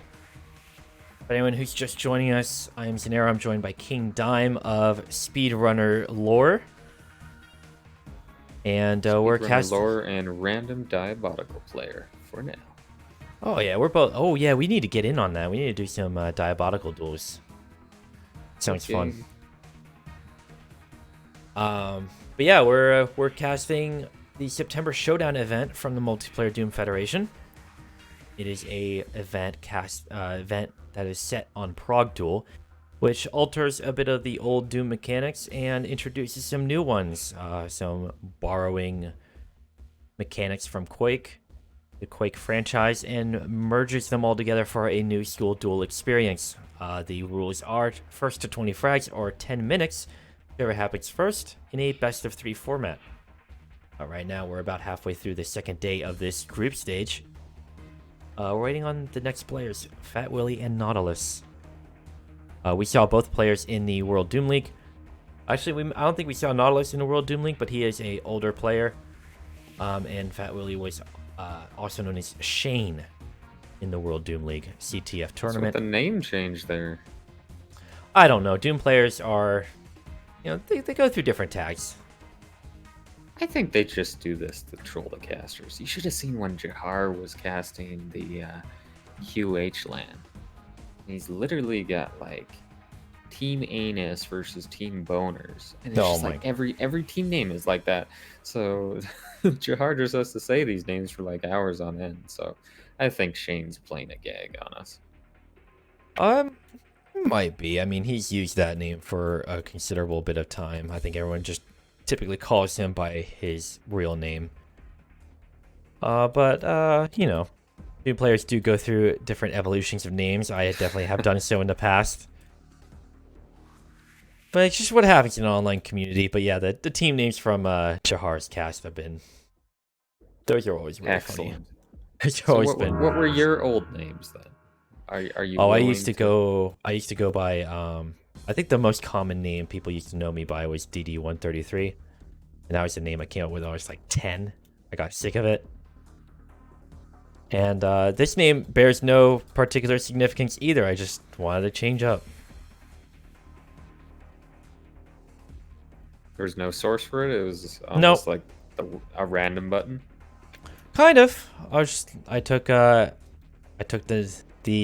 name Zen, Z-E-N, and I changed the letter. And then I think at the time, I don't know where Arrow came in from, but merged them together, and there you go. I mean, it's unique enough to where it's not taken on multiple platforms. which I appreciate. No, But, that is a nice plus, because, like, I get a 50-50 using KingDime. Sometimes I do, sometimes I don't. I didn't get it on the Epic Games Launcher, so I used Doom Space Guy, and I'm shocked that that was available. That's actually kind of funny. Huh. Go figure. Yeah, yeah, a lot of players tend to use their real names sometimes. Sometimes they have references to video games or anime or God knows what. But, you know, it's definitely a motley crew. Sometimes they get tired of it. Sometimes they want something new and refreshing. We're waiting on Fat Willie and Nautilus. And we'll check the Discord again, see what's going on. And Shane is around, but we're waiting on Not. Should also be around. So thanks for the follow from Hubie. Hope you're enjoying the holding screen and the matches that will shortly follow. So we're doing this first round, and we've had the matches on Saturday and Sunday, and there will be different maps moving on forward. Yes. Well, what I believe will happen, and Hatred might have to correct me on this, but each stage is going to be one map. Each round will be on one map. So this group round is on map 11 of Prague Duel. And then I don't know what the next weekend will be, but he is holding these on the weekends in a similar fashion to Judas July.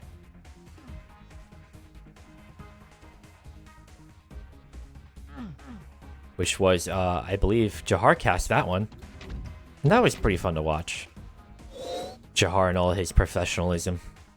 Very, very high quality stream. While we just sit here and talk while we wait for the players. Yeah, exactly. And Jahar's been pushing more of that on Realms Deep, and I expect that's a stressful event with a lot riding on it. Oh, I can't imagine. Old developer legends who Chuck, John Romero. I've seen an interview with Tim Willits, a few others. Oh, American McGee. I can't imagine. I mean, Jahar's a professional for sure. He's done like pro events and everything on top of everything that's happened in the Quake community. He's been kind of like the go-to caster for Quake events and some Doom events too. But like to do something like Realms Deep, I mean, I'm sure that made him a little bit nervous too. I mean, all the preparation, the organization, everything involved is incredible. But if there's one person who could pull it off, it's probably Jahar. Oh yeah, but you do hear stories about, let's say, entertainers or anybody who goes on the stage, and like depending on the person, that the nerves don't necessarily just go away when you're doing like a big event. Like for some, you just always have to deal with it. Oh, I think just find methods to cope. Oh yeah, I don't think that that tension ever goes away. I mean, no matter if you're doing events online or in person. I mean, obviously those are two completely different grades of nerves, but yeah, I think that's a very human trait, and I think people just through experience kind of desensitize themselves, get a good way of thinking in, and then they shrug it off. But we're waiting on. God, okay. I don't know how long Hatred wants me to wait until someone gets disqualified. I guess the question is, so this match is set for 4:30, and like that, it's totally almost sometimes up to the organizers, but it's just like I can see waiting till 20 minutes because that's when it says. Yeah, some players might have actually set it up that way, and that's fine. Like, I get that, but if there's a way to move stuff ahead, if possible, why not? Yeah, so absolutely agreed for our sake. Well, it's tough enough to get a couple casters to set aside like 4 or 5 hours, but like to get every player to also do so, that is also. It gets increasingly difficult the more people you introduce into that equation.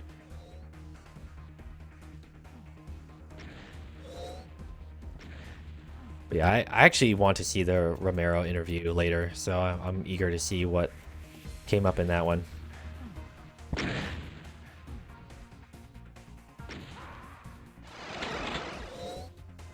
Who Fuck I am on, Zuckerberg. I'm not happy with Romero right now because he has contradicted how I've said instagib my entire life. It's supposed to be insta-jib. Yes. Oh, okay. Didn't I trigger you some cast because I said it? You might have. That's a very I saw you in possible thing. chat. I think that you might have. Yeah. I mean, anyone who says jib, I'm like that. It's not. No, not at all. It doesn't roll off the tongue. It's terrible. And that, yeah, Ty, that is how Romero pronounced it. Because it is it's short for giblets, which I get, but also no, because I've never heard anyone say that until the last like year or so, and I'm like, where is this coming from? You're gonna tell me 20 years are wrong? No, absolutely not. Breaking your childhood. It's all like when people say GIF for graphics interchange format, and I'm like, are you for real? Very similar in that frame. Still waiting on Nautilus to reply. Shane might be moving forward with a forfeit. I guess that depends. We still got a little bit of time. I mean, it would be unfair for us to forfeit him before his match was actually scheduled. So we might be in this holding time for a bit. If you need to get a snack or a drink, hey, I mean, you go for it. Grab that popcorn. Do you have a preferred snack? I am very much a fan of the Rick's cheese cracker sandwiches. It's usually my go-to for a snack. Haven't had those in a long time, but they were pretty tasty. I have a bad habit, a bit of a sweet tooth, so I often get like milk chocolate hazelnut bars. Ooh, I love chocolate, but I in fact get canker sores from chocolate. Something of the oil. Same with cashew oil. You have to be careful with those items, but they are delicious.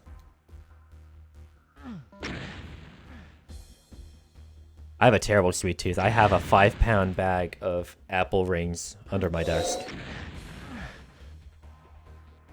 It's not healthy. It's easy when you strafe. What are you doing? Let's switch here. Watch Dime do some rocket jump techniques for the Map 11 Prog Duel speedrun. You are seeing it here first. Techniques being developed on the spot by the legendary speedrunner KingDime. What new techniques is he going to show off for the world record Map 11 Prog Duel speedrun?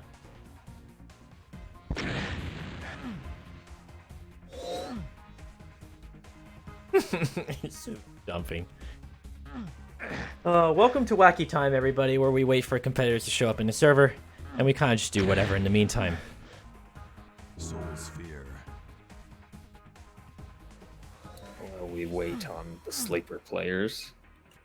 And I myself will take a minute break. Be right back. Hopefully players don't file in and start a game without me.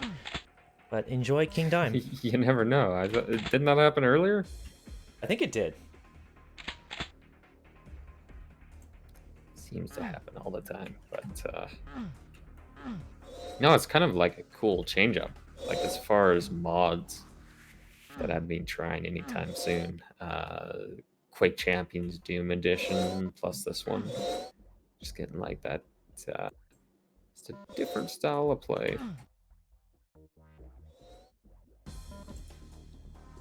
Cause like years back, I downloaded Quake Live. And I was getting my ass kicked, but I had to give it a second attempt, you know. I'm a competitive multiplayer player. I like to play the ladders on the ranking system, so put a whole bunch of time into QC, and it's been paying dividends for Diabolical. And by dividends, I mean I'm not losing every single freaking match. So that's good news. Soul Sphere. All right.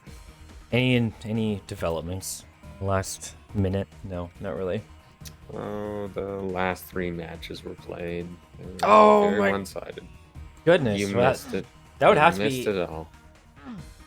Can you imagine how one-sided that would have to be? That would be incredible.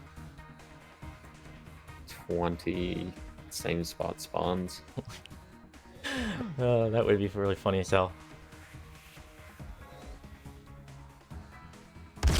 Oh, I just saw an announcement from the. Do you follow Proteus at all? Yep. Apparently, they just announced Jimmy will be making some MIDI tracks for Proteus. Jimmy, that's actually super cool. That's super cool. Jimmy Congrats does to a Jimmy. lot of. It's gonna be. God, Jimmy's awesome. I mean, I don't know everything he's done because I'm only just starting to dip into single player for like streams and stuff. But like every track I've heard that everyone's like, "Oh yeah, that's a Jimmy track," I'm like, "Damn, that's good." He's flexing his wings. Sigil, Adventures of Square, Proteus. I can't wait to stream Proteus. I can't believe they have it locked down right now, and I want to show the world. So much fun. When's the There was a date. Like there is a date for its release now, correct? Is it November? November 10th. Yeah, 'Cause that the sounds right. EE is October 20th. Get like all this jazz in a row. I don't know when it hits open beta, but when open beta hits, there's going to be a lot of people probably streaming it. Because then I think the NDA lifts on it. So I can't even tell you how cool it is because I'm under an agreement. Terrible. Oh, okay. I can't describe anything. It's amazing. It's horrible. I don't know how people live with it. You shoot baddies. I can neither confirm nor deny this. Jeez, man. Okay, so what time is it? 10 till.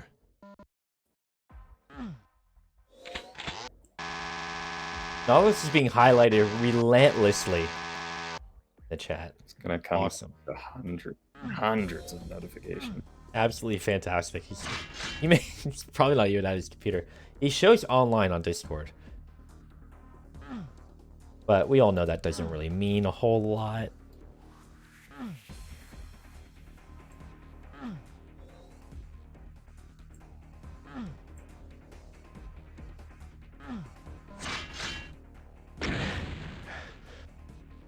That's cool. I would jump to. So what have you been up to? Do you have anything in the pipeline that you plan on doing, like speedrun wise or anything cool event wise? It's me more diabolical than anything else, just as far as that, and Among Us. So I guess more casual. I think the one thing that often you get when you get like a bit of marketing about yourself, you almost get people who assume like that's the only thing you ever do.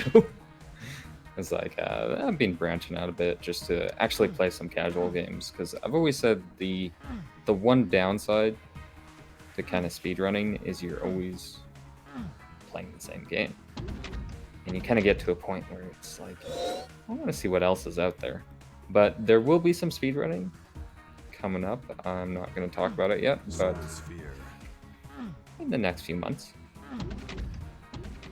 You know, I'll put something in the chat, a little shout out command that Nightbot has. Like, if you're not following KingDime yet, I mean, just do it. I mean, the guy's on Games Done Quick all the time. He does speedruns like every so often on his Twitch. He does Like this map. Yeah, you're watching the world record map 11 Frog Duel speedrun. You're live during the September Showdown event.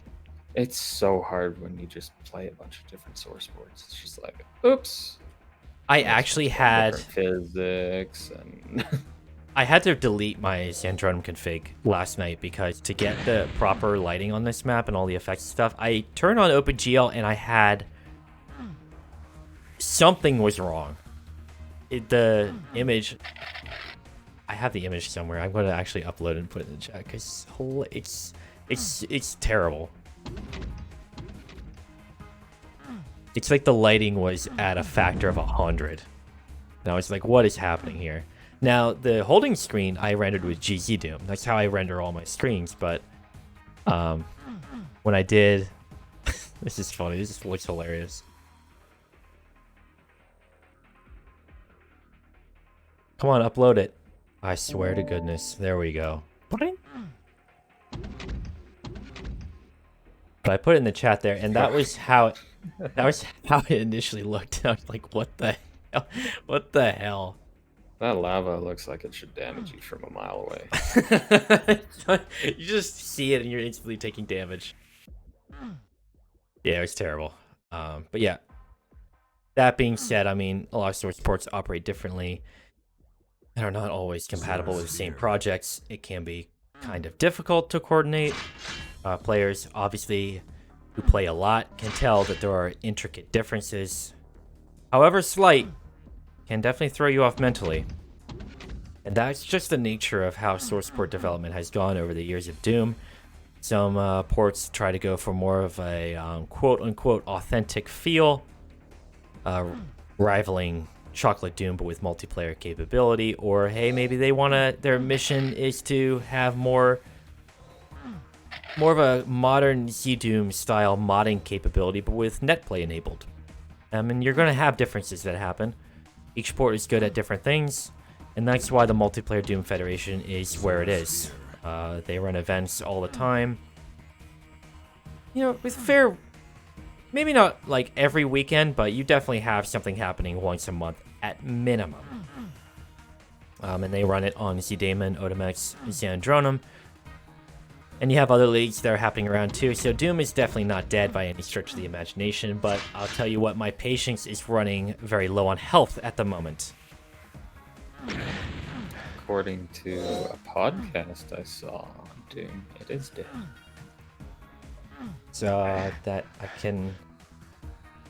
I would like to see evidence of that, Your Honor. Sure, I'll link it to you.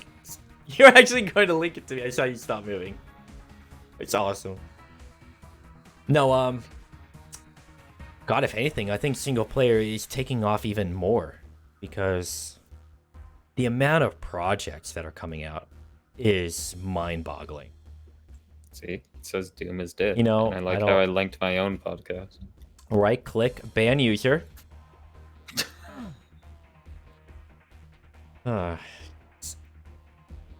Oh, what is that? There's something...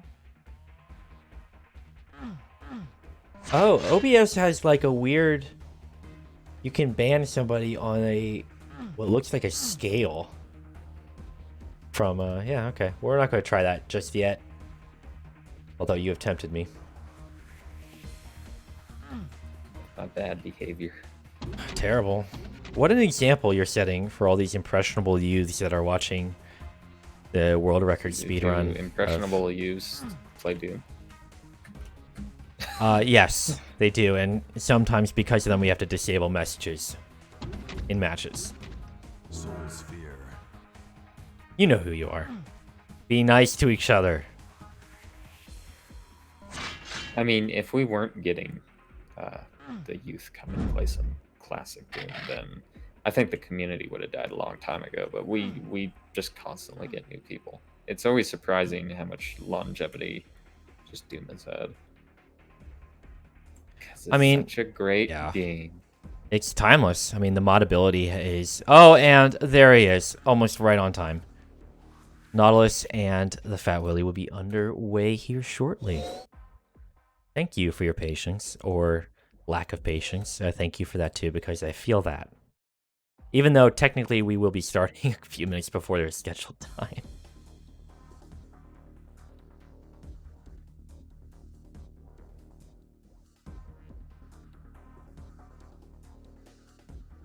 I wonder if they disabled the the chat sound for this tournament edition version I of should Prog probably Duel. spectate. I think that would be advisable. I mean, unless you think you can take them both. And then take their spots in the tournament, kind of like, you know, Apocalypto style.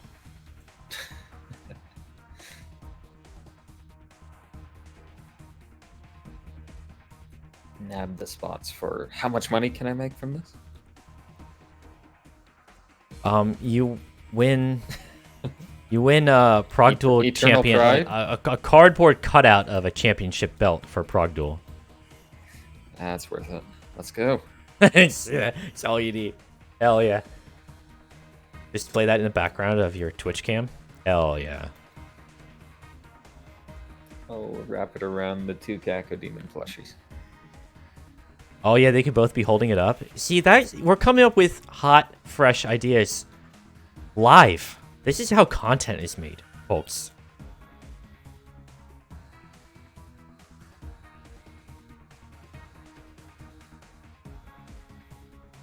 Okay, what is up with the server? Is the server... You have to... Get a join pass? God, I'm about to lose it. I'm gonna give hatred an earful after today.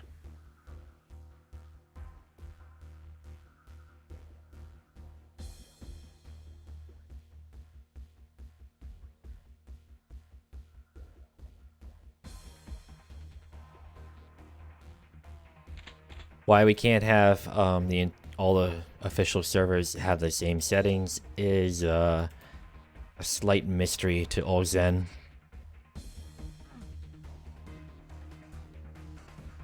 One thing that's really cool, I like the color palette for the Soul Sphere in this.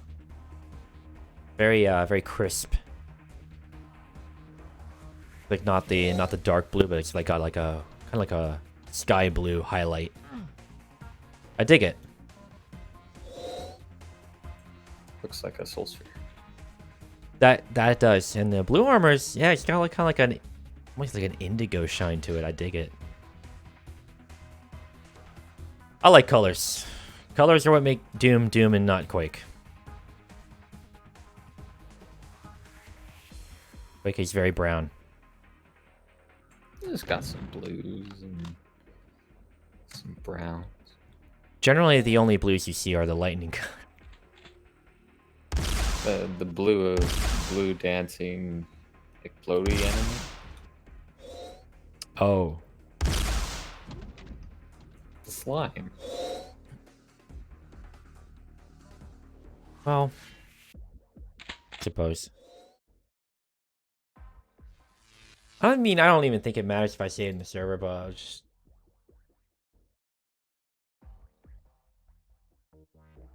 Didn't these players all play last night? Or yesterday? Sorry. Not last night. Time is blending together when you're trapped in map 11. Uh-oh, we've got a cult follower in chat. Silliest putty. What a... God, I love that name. The next battle. Hello, how are you? Welcome to Prog Duel. We're getting underway with Fat Willy and Nautilus. Beginning in a second after I type back in.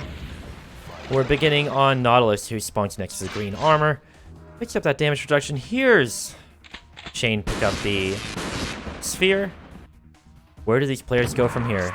Gets one shot by Shane, who takes the blue armor as a prize.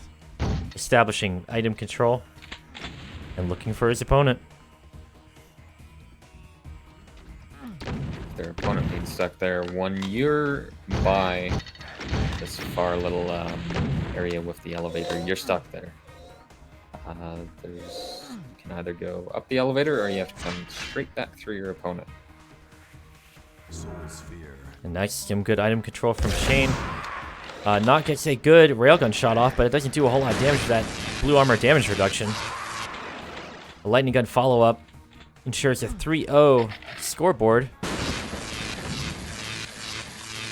And not has to run from that lightning gun. It does so much damage. And a great analogy Time had said earlier was that it's a lot like the Quake 1 lightning gun. It will melt you. Danger, high voltage. Nautilus with the Soul Sphere. Moving up top, a lightning gun battle, but All of a sudden, Nott has no health, no armor to buff that lightning gun. Takes a I just rocket. don't go Nautilus's way. What a rocket.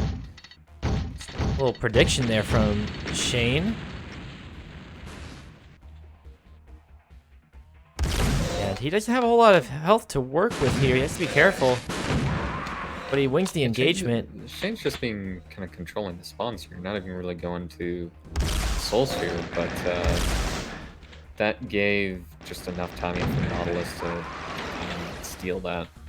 And earlier, I'm not sure if Shane is playing on software mode, but he could see the glow of the blue armor below and has to yield it to Nautilus. Now, he's lightning for his troubles, not with map control as we speak. Oh, these spawns. Just each one of these spawns are too close to make anything out of it. Like, there is an SSG spawn at a minimum, but just like the normal SG or the railgun spawns, you just can't fight that against a stacked opponent. At best, you can weaken them. The normal shotgun can do 100 flat damage, maybe more, but I've definitely seen it one-shot people in Prague Duel. That being said, can't it one-shot in normal duels too? It can, but there's a much lower chance in vanilla.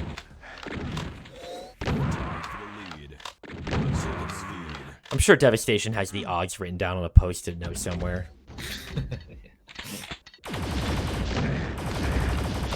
Plasma work from Nautilus brings Shane down in health enough to one-shot him with a regular shotgun. Gets the blue armor, grabs the railgun. He's moving forward for an engagement, takes a rocket. Saved from that one shot from the Just rocket. put away the railgun. Railgun is not advisable on a map so close quarters like this. It's almost worth it to not pick it up so you don't have to fight the slot with the lightning gun. And we heard that Soul Sphere pickup from Shane. Hunting down his opponent across the map, increasing that lead after briefly losing that big frag buffer. Map control shifting from one player to the other. Now, falls to Nott there, has to reset with 100 health. Loses green armor to Nott, who is waiting for that sphere. He has blue armor damage reduction. That green armor buffed him back up. In that fight that we typically see around the Soul Sphere. Yeah, Both Soul sides, Sphere. rockets on fire. What a point of contention in this map, though. Like, what an awkward spot to be.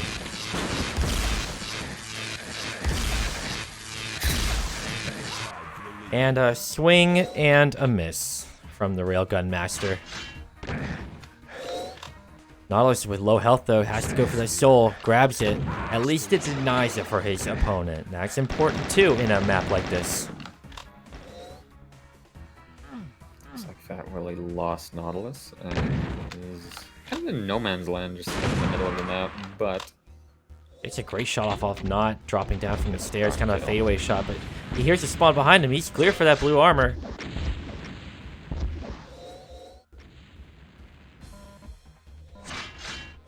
And yes, you can pick up green armor while you have blue. In this mod, it just buffs your blue armor count. It does not override it like it does in Vanilla Doom.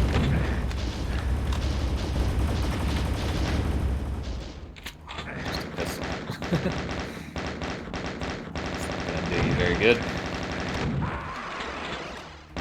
The chain gun. Extremely dangerous in Prague Duel. Its rate of fire has been increased, and it hurts.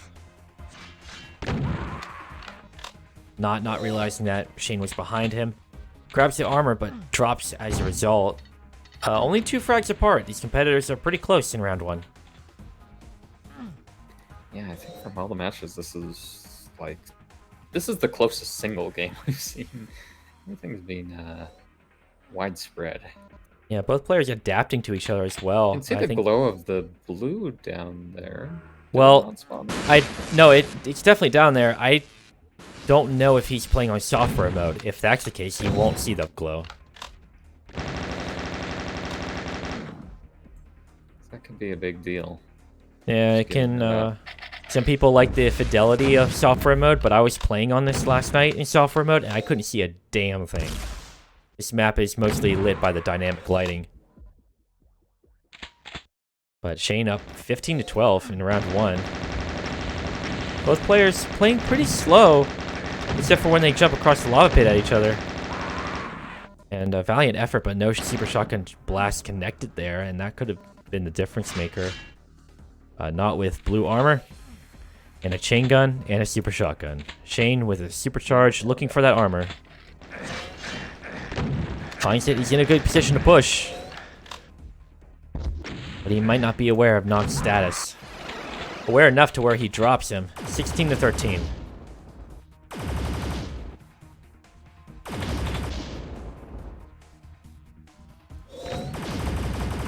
Alright, Nautilus about to turn around and go elsewhere, but Shane cuts them off. Loses Be that rewarded with a supercharge. soul Oh, sphere. here comes the grenades! Forcing Not out, but he still has that option of grabbing the blue armor, which was a great play from Not instead of getting caught up in a prolonged engagement. I like that play because it's just taking advantage of how sound works in Doom. Because unless you're like picking up items or say falling down from a certain distance, like your opponent's not really gonna know. And Fat Willie was afraid that he'd just get like SSG'd or something, so he sat there firing grenades to prevent that situation. Yeah, limiting your opponent's options is a cornerstone of Quake duels, and in this case, absolutely. In this Doom Quake hybrid, Fat Willie eats a rocket. He's a fat rocket. But he's only got 2 fights left to do. He just has to bring down Not once more. And he has a good advantage here. He has some armor to speak of, grabs blue. And he has weapons at his disposal. Maybe the railgun's not the best choice, but he does get the soul sphere. He has a full stack, and it would be hard to see him not come away with a winner. As a winner, with a win. Combine the two, you get, yeah, never mind. Anyways, round 2. English too hard. Right. Words are hard. Words are hard here. Okay. We try. 3, 2, Round 1. 2. Fat Willie's starting out here, going straight for the blue armor and picking up the railgun. Just cause, I don't know, keeping that around for a trinket. It does look Zapped. pretty. Zapped with a single tick. One thing I will say about this mod, I like how the railgun changes color depending on what the player's setting is. We saw orange, we saw green, we saw white. It's pretty cool to see a dynamic weapon like that in Doom. But very close engagement. Shane barely coming out on top there. Grabs the sphere and is on his way to grab the green armor, which buffs the blue armor damage reduction up to 73. Very helpful for a future fight. Yeah, like being down so low there on blue armor and picking up the plus 15 and the green. It's And really taking advantage of stacking it up. Soul sphere. we had a question of how far do these players live from each other. Well, they're both American. I believe they might both be central-ish. I don't know exactly where they're located. Actually, I believe Shane is European. Which makes the server choice of New York pretty good for everybody involved. You don't have anyone really falling outside the Western European to American states range. There are a couple players on the West Coast, but they don't really suffer too much. Just what? Dragonfly? Yeah, Dragonfly is from Great Britain, and he had better ping than me, and I'm on the West Coast, so your mileage may vary. West Coast buddies, high five. And Railgun can be a little weird with high ping. Also, it can be pretty weird in a very close quarters map like this. Oh, that lightning gun clipped the top of his helmet, and down goes Shane. Great play from Nautilus, who has a full stack at his disposal. It just seemed like the full range weapon in this duel. It started out just modern prog duel, like lightning gun and rail into just classic SSG, and now we're finally seeing those grenades and those rockets come out. Oh, and there was a lightning gun right behind him. That spooked even me. I didn't expect that to happen. But Not was very quick with the one-shot super shotgun, tying it up 4-4. With the SSG. Very even game so far. Get a little bit more lightning ammo to his name. Looks for that soul sphere. Very dangerous player right now with that kind of stack. That could be an extra 50 armor. And it sure is. No contesting that. Gladly takes. And by contrast, Shane has weapons, but no resources to speak of, meaning he's very vulnerable. And also dead. And dead again. And again. And that's, And again. God, that's 4 frags. Lickety split. Nautilus up by 4. And he's got item control. That's huge. But he, low on health. He went back up the stairs and ate a blast for his troubles instead of backing off and refueling. And his stack has to restart from scratch.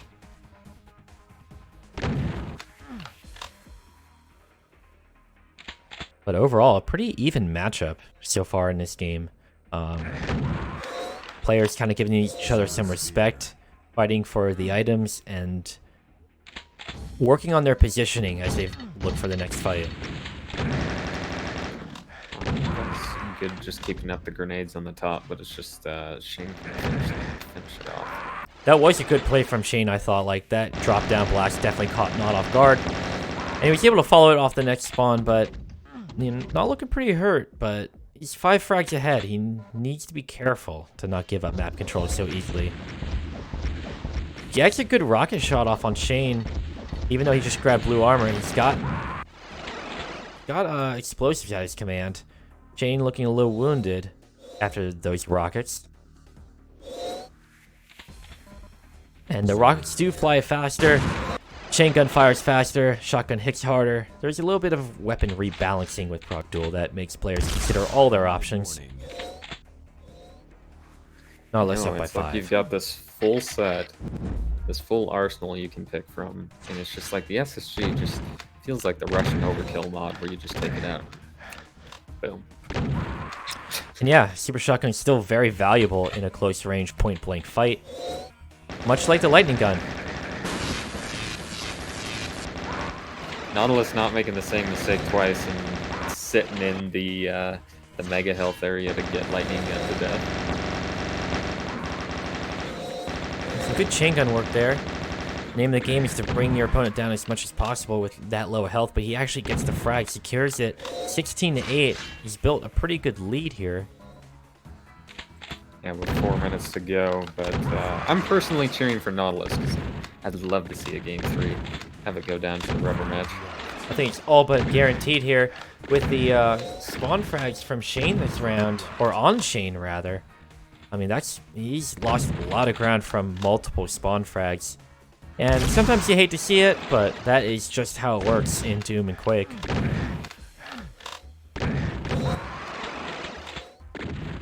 Come on, pull out that chainsaw. That's what you get. You don't listen. Need that chainsaw kill. I need it in my soul. Y'all don't want a game 3? Slow down, Shane. Shane gaining some ground, but will it be enough? He does grab Sphere. What's his play here? He had map control while Not was down there. Don't blow it. It's weird because Nautilus should have seen Shane taking that soul sphere. So just using that play to go back up and sit by an area Shane was defending. And we're going into game 3. Yeah, I mean, you do hear that audio cue of someone picking up the soul sphere, and then maybe your play is to wait and see what they do next. As to 3, our first match. Get ready for the next battle. To go the full rotation. So let's see here after going 1 for 1. Because Shane had like a pretty good lead in round 1, but Nautilus followed that up with a similar performance in game 2. But Nautilus starting out here, picking up the blue armor and the railgun, which will Legendary something railgun. happen with it? Well, it would work more on longer avenues, but there's nothing major on this map. I mean, pulling out the lightning gun was definitely a good play there, but Shane's aim was on point with a super shotgun at that range. Lightning gun is best used when you're chasing somebody or get them in a bad spot. Makes them panic. Not with the green armor. He's down by 2 frags, but he can wrestle this control away. He missed the follow-up shot, allowing a wounded Shane to restock. And that was, I didn't know which way that fight was going to go. Players kind of trading frags here, but Shane coming out the deficit of health. Yeah, that was the puncher versus boxer battle, where getting a one-hit KO. It's very tough when you see a lightning gun versus super shotgun because you don't know 100% how that fight's gonna go. 2 very high DPS items. If you don't get the like the frag, and you don't get it like it's just the SSG has a really long reload animation. It's not like you can just quickly switch to another weapon and finish the job. That's true, you can't cancel the reload animation. At least not yet. Not doing some good work with the lightning gun there. Bringing his frag count up to 3. He's about halfway there to catch up to Fat Willie, but let's see what happens. Shane is buffed up. He's got green and sphere. No sphere for you, but Not is going to sit in that corner, and it ended up costing him that life because he wasn't aware of the timing. Couple more spawn frags. Nautilus just gave up his positioning there. Yeah, but he did get the spear this time. We just heard him take it, but Shane is not going for the armors. Not trying to head Not off, which clearly that's what you would do after you grab one power up, you try to go for the other ones. But he got a couple good hits out with a super shotgun. Got that intel from the player getting hit from the rocket, knew he was down there. I just got stuck in the underground dungeon area with nowhere to go. Nowhere to go but to the grave. Shane running a clinic on Nautilus in round 3. 11 to 3 is tough to come back from, especially when the opponent at 11 frags has full item control. I was gonna say maybe to slow it down for Nautilus, but instead just comes in lightning gun blazing. 13 to 3 now. We have a frag gap of 10. Where Nautilus was able to wrestle control away from Shane in round 2. Doesn't look like he's doing too hot of a job of doing that here on round 3. I like the play, getting away to grab the blue armor, but just no matter what Nautilus is doing, they're getting countered here by Shane. He's engaging a lot of the time on Shane's turns. Away. Like, all the fights are being dictated by Shane at this point. A little bit of a mishap there, but Shane low on health. Oh, and the lightning gun wasn't strong enough to take it away. But he grabs his sphere, he's back up to normal health. And grabs blue armor. Like, Not has to pressure Shane, has to force some errors. He's back there, he's like, where's the blue armor? But it's already been taken, brother. You may not have heard him pick it up, but you also might have. You gotta put these two together.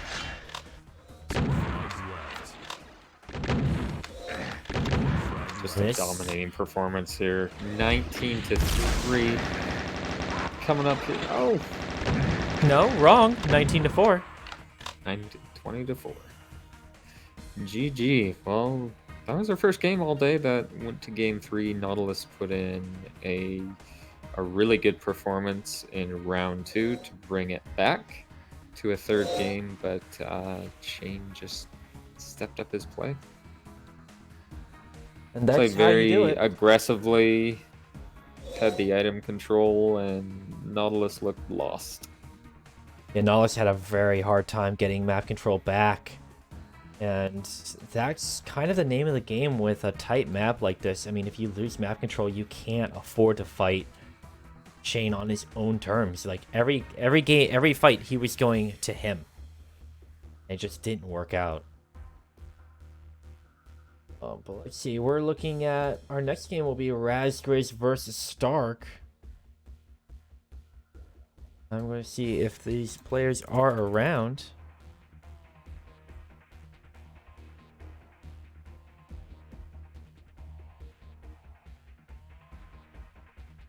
We're almost at the end of the day. We only got, I think, this and then one more game, if I remember correctly. Yeah, 2 more matches. Pretty laid back. What do you? What's your impression of Prog Duel? I just like the balancing in what the blue armor provides, because I've seen these sort of maps where you might have a soul sphere, you might have like a green armor, but I really feel the full contingent of items is like necessary to really bring out where control is like more meaningful, because you need to be able to defend from the high damage weapons. So I think there's just enough stuff of what's being put in by Dragonfly that we can get the interesting fights. So I do enjoy it. I think just seeing all the different styles too is, it's like even today we're kind of moaning and groaning about the railgun, but who knows? It's all about the creativity of the players and what they can bring out on when and where stuff is useful. Yeah, options, options, options, options. It really is. It really does come down to that and how players are using them. Like in classic Doom Duel, you really had, okay, well, armor's nice. I mean, BFG's nice, but super shotgun. How close am I to the tightest cluster of spawns? That really, it really has changed the game. This type of balancing. Razgriz has shown up in the game, waiting for Stark.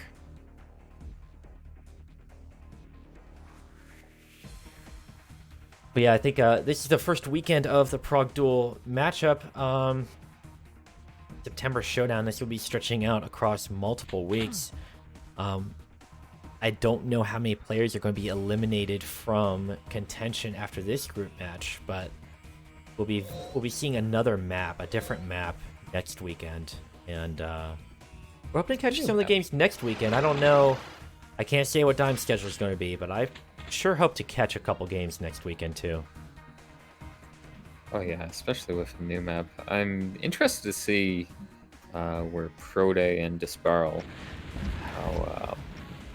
how they're gonna look next week, because they were very dominating today. I just didn't expect to see Disparl kind of manage Azrael like that. Azrael is a newer player. Disparl's been around for a bit, and is a prominent new school dueler, as it were. Powerful player. We saw Disparl in the World Doom League as well, showing that very formidable. But from this point on, I mean, yeah, we'll see players like Prote and Disparl who are very map aware, very item aware, very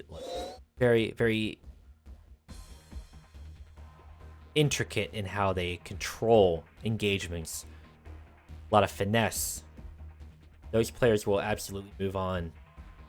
And it will be very interesting to see how that shapes up. And I'm really interested to see what the other maps Hatred has selected. Yeah, for the others. Because, like, I think when you get into, like, a newish game mode 2, is just, like, I don't totally know the history of, like, how long has there been Prog Duel, like, who's been practicing the most. Like, are more players just, like, new to this map? It's like, I'm not sure, but it should be when it's announced. when it's announced and you've got the map pool out, that you'll go and find some practice partners and learn all of the minute details. Oh, absolutely. Like, if I had gone into a match totally blind, instead of, like, you know, playing... Like, when I played with you, I learned a lot more about how the mod worked and how the maps worked. Like, in a mod like this, absolutely. And Prog Duel has been around for a bit. Rust King has developed it significantly in tandem with a lot of mappers over the ages. And it started from a concept to being kind of a fully fledged set of duel maps, and it's been pretty impressive to see players embrace it when, you know, traditionally Doom players are extremely stubborn. They don't like change. Gee, I mean, after hearing Dwango 5 map 1 for about 20 years of my life, I don't know what you're talking about. There's always going to be maps that are considered great classics, and that's just how the ball rolls. But for something to shake everything up and for people to embrace it and sign up and be like, hey, I want to play this, I want to try to get good at it, I want to learn it, it's always really cool in a game that has become as modular as Doom. And if you just stick around with all of the old maps, I just think it, like, it kind of takes away from, you know, going into a new map and just having everybody sort of start at square one. Like, there needs to be a balance of, yeah, maybe keeping some nostalgic maps and maybe changing it for certain tournaments, but having, you know, the new sources to go on. Because it gives, like, a new feature, too, that, you know, it's like, here's new maps. How are they going to play out? Oh, for sure. Because there's the argument that also with the nostalgic maps, if you just get rid of them and you throw them out, is that players don't truly learn them. Like, if there's new strategies or new techniques that come out. That's why Dwango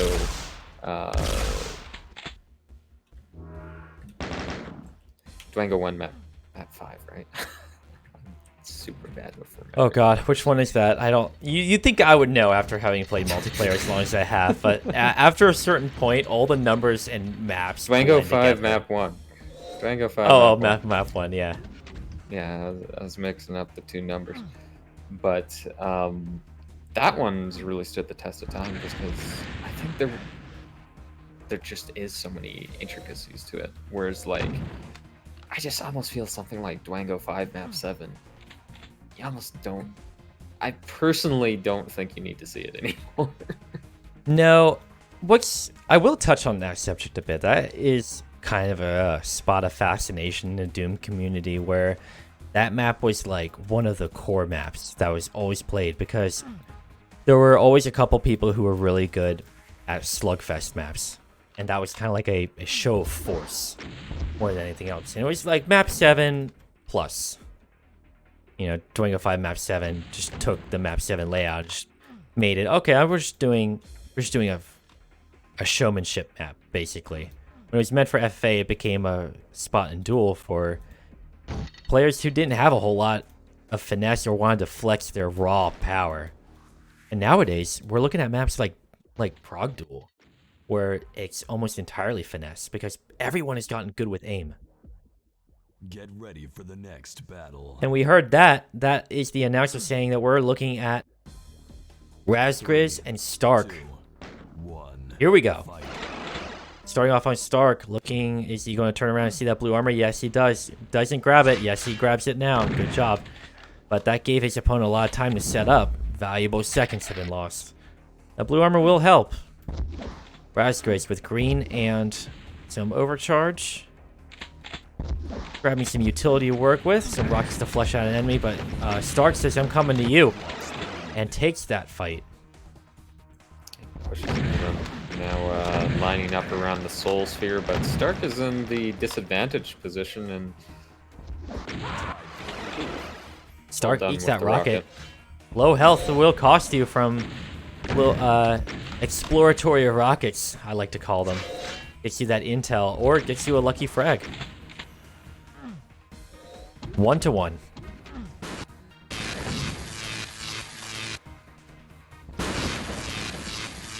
A little bit too far away for that lightning gun. But each rocket's trying to pursue a lightning frag. Not the best engagement to take. Stark back with a reset. Passive gives up that blue armor because of how far away he spawned. And gives up another frag and maybe another spawn frag on top of that. Gives up everything in the map, and I would say Stark got the worst spawn possible. Raspberries running away from that brightly colored railgun. That doesn't seem to do a whole lot of favors for Stark. A lot of players trying out that railgun. Great trap set up by Stark, just holding on for Grizzle to go for the Soul Sphere. Oh, for sure. Just watching that podium. Players who are confident in their reaction time can get a great shot off before they grab that sphere. Grenades coming out over at the green armor. That lightning gun just doesn't reach as far as you think it does. It's tough to tell until you play with it some more. Start trying for that railgun shot. But does Grizzle have the timing here? He does have the timing, and he also has the blue armor to negate some of that jump shot power. And that that grenade. Go ahead. Important to note is that it's not like 35 seconds for health and 25 for armor, but they are on 30-second timers. So we're seeing this over and over with Grizzle taking Soul Sphere into blue. So I'm almost thinking, like, since he's got such a stack, that Stark's got to split it up. Like, Stark has to split it up and get the other power up. But that's not happening. He's just going for full-on mono-a-mono fights. Yeah, it's very tough to get back in control when a player staggers those pickups. I mean, they're on 30-second timers, but those timers are going to be starting when they pick it up, and not when, say, they drop below a certain threshold, like Quake. So, one player who is on a rotation is overwhelmingly in favor. All you can do is try to force them off rotation, and Stark is doing a pretty good job of that. I mean, Raz has less health as time goes on. He's getting chased, but Stark is giving up frags at the same time, and it's not doing a whole lot of good at the end of the day. Raz goes 11-3. And gets the double power-ups. All 3 power-ups. 3 for 3.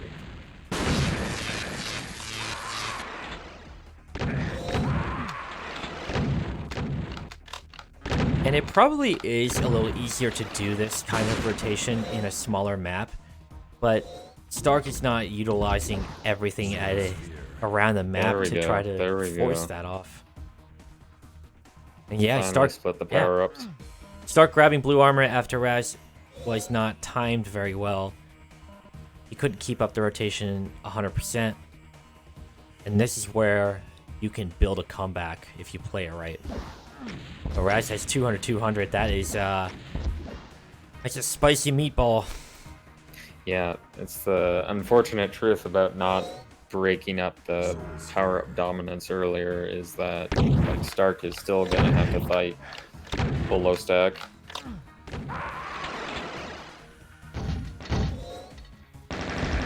Stark will need to pull a miracle. Come back in this one. 16-3. And can't get a good spawn. 1 HP. Barely survives, showing how pivotal that armor can be. That grenade ended up catching Stark in his side. 19-3, round 1 kind of in the books. If I were Stark, I'd be examining options and how to prevent him from stacking up so efficiently.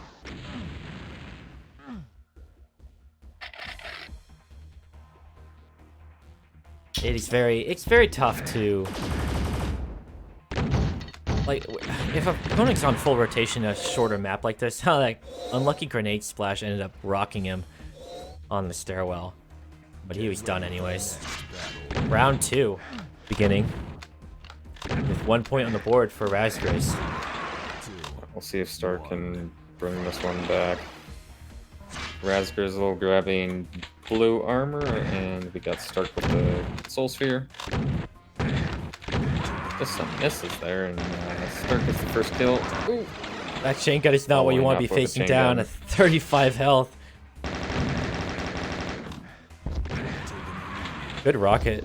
Good switch to rocket, allowing Raz to really lay down the law with that explosive firepower instead of going for longer range super shotgun blasts and having a prolonged fight. That's the kind of options we're talking about. Sphere. Here's the sphere and the blue. Stark continuing to chase, seeming to repeat same mistakes from round 1.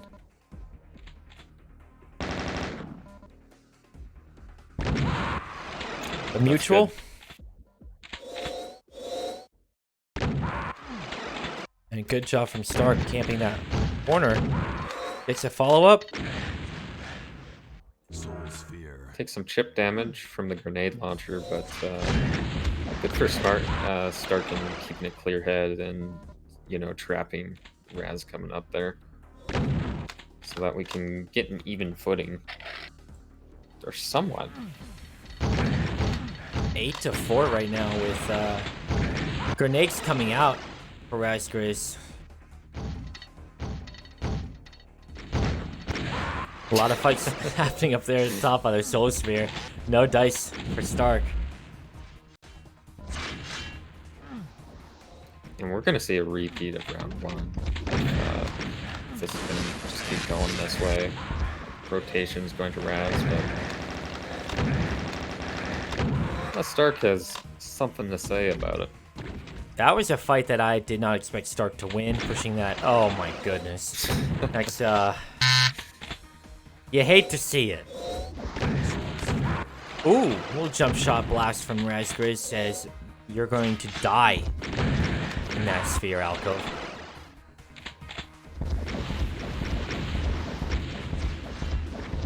Stark not leading rockets too terribly well, letting Raz get away with the armor.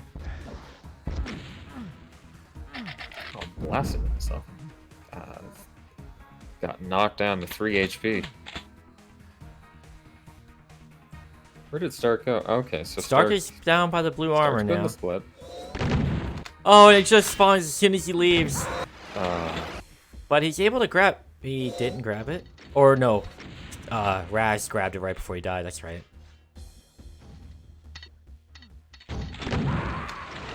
Good shot from Stark, but don't get chain gunned. Here it comes. 30 health, down to 0. Raz up 14-8. At least we got Stark keeping it competitive. And it kind of Good. makes That's me what wonder. you need to do to pull it out. I wonder if Stark has played this before, because there's a couple jumps that he was making, and he seemed to be unaware of how the railgun fit in with the rest of the weapons here. Eats grenades. Raz Grizz, the grenade master so far we've seen today. Get I a don't think mutual kill between the two. Raz grabs that. We should have blue coming up. And Gets that too. he just made a beeline for it. Like, that rotation is very strong on map 11. Good Stark job not- for Stark doing as well in that fight as they did. Yeah, I mean, what were you going to... It's tough, you know, you have to make those frags convert. Sometimes you have to contest the power-up or you just lose ground. But one frag away from Raz Grizz taking this in a 2-round sweep.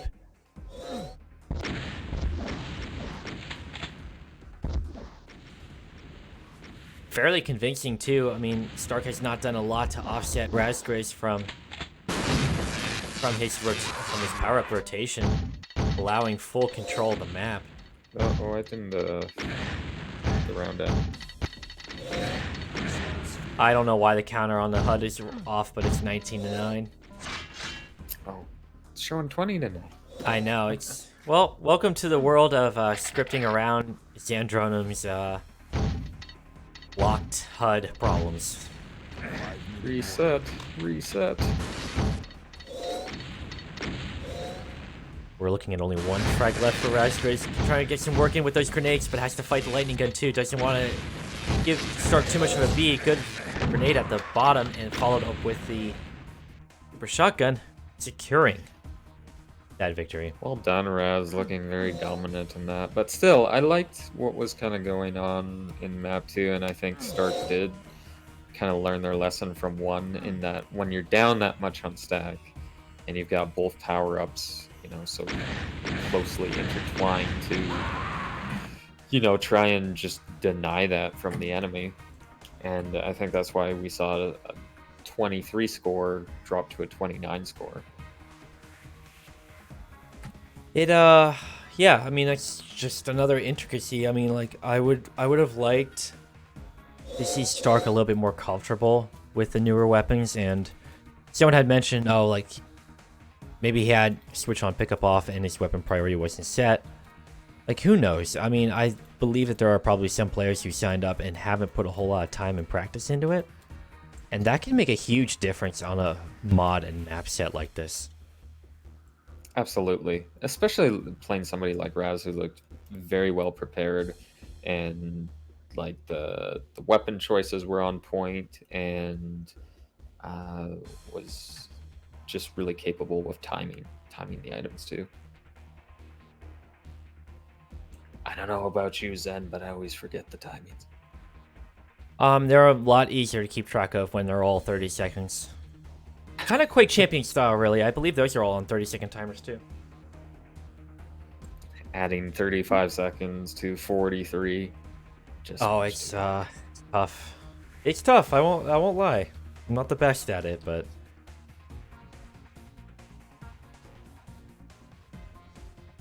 and Silly Putty says he knew where to fire grenades when he didn't know where Stark was. I mean, that's, yeah, exploratory grenades, rockets, absolutely pivotal in a tight map like this. Like, you either make a connect and you hear the hurt sound, or you start to pick up frags. Either way, you come around the winner.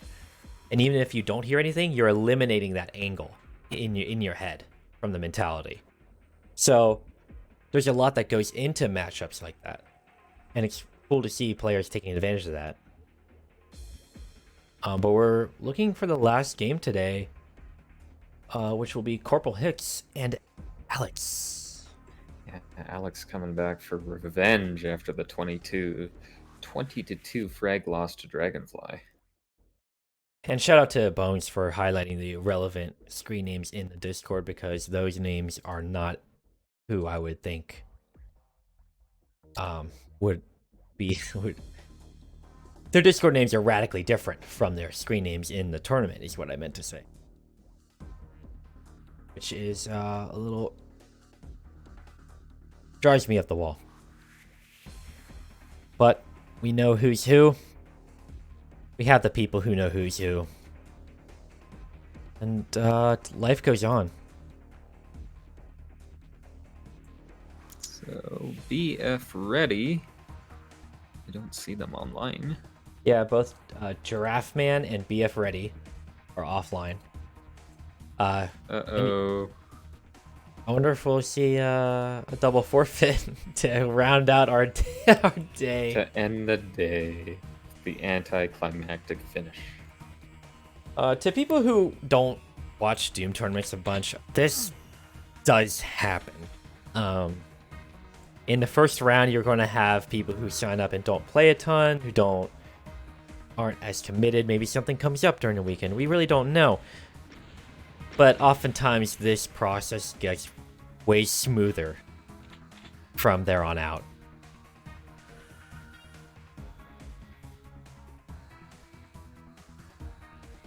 But until then, we get to enjoy the nice little panning screen of our holding screen, which has become a fan favorite, I assume, because no one has threatened me with bodily harm.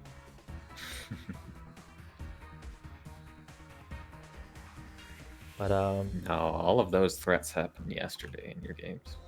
oof, jeez. In all the Diabolical games? Oh my god. In Among Us. Oh, that too. Yeah, I went from Diabolical right into Among Us. Lots of gaming yesterday. Have you... speaking of Diabolical, what has been your favorite mode so far? I like MacGuffin and Wipeout. Did you have teams going into that, or did you play with pubbies? Head teams. Yeah, The that new was... classic teams. There was what, Swan Song, Tokyo Punch Out. Who else was in there? Nemesis. Nemesis cool. apparently used to be like Quake 2 Pro. Oh, neat. Yeah, I mean, going in with a team is absolutely what you got to do with those modes. MacGuffin has a great concept. I love that rule set. I ended up playing mostly arenas and Insta-Jib. Insta-Jib? God, it hurts my soul. Romero changed it, so you're saying it wrong. Can't believe it. It makes me sad. But yeah, I mean, the game's smooth, the game's fun. Never meet your heroes. Is that where we're at? Never Different meet Romero? pronunciation My God. for words.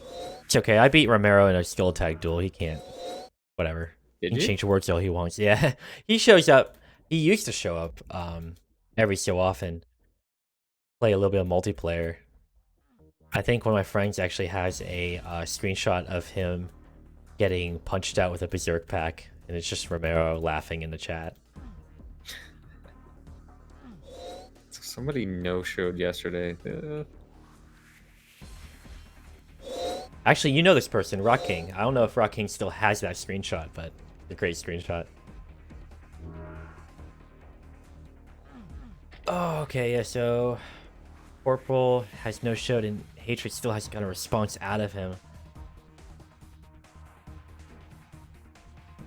So we got about 12 minutes. If he's not around by then the organizer Hatred will disqualify him. So it's possible we don't see can't another. quit out without giving our fans a show. Are we talking about a show match here? Oh, Well, let's see what we can do. Next battle. GLHF? You as well, although I don't like to wish people good luck. Grudge. What? One. You jerk.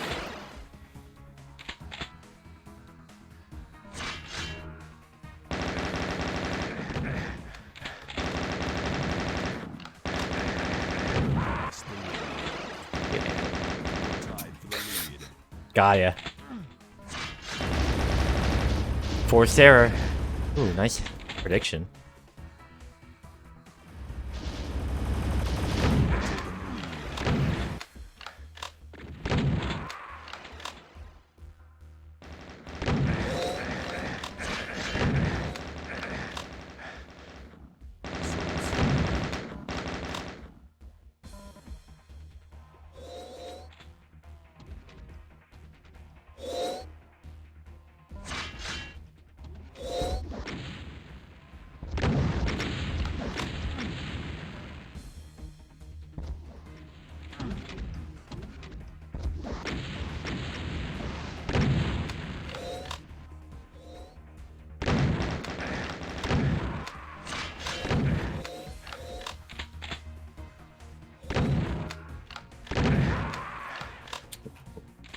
Good step.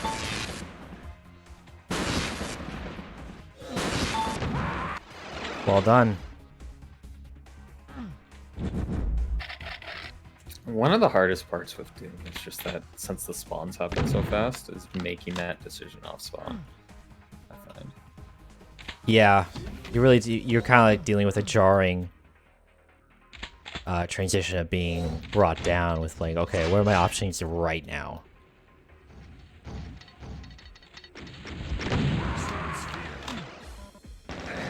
No! Oh god, that hurts.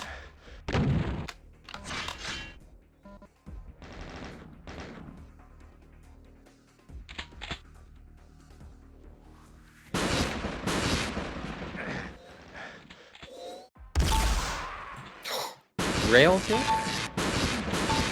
It's out of crosshair, by the way.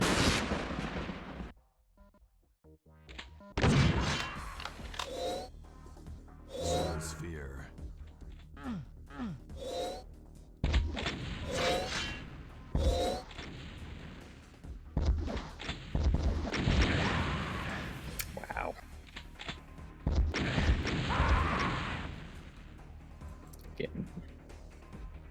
dominated. Happens.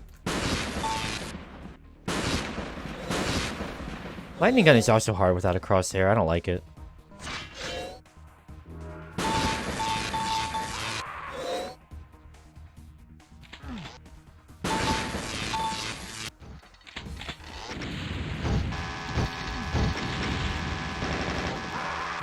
You wanted that all day.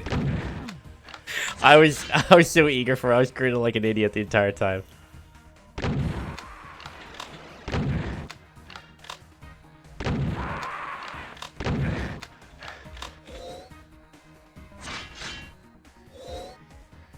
Oh, nice. That was smart. Also smart. That's how you regain control.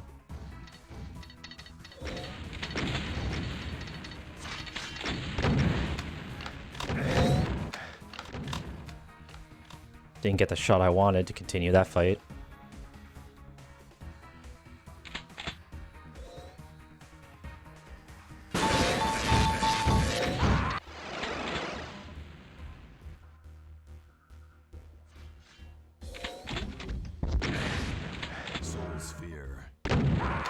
Ah, I didn't think we could.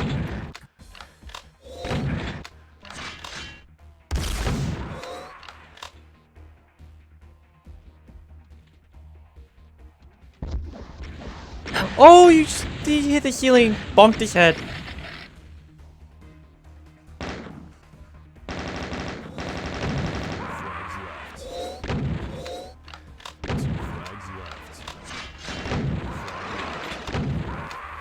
Dang, sorry, buddy. Nice bag spawns at the end. Awful spawns.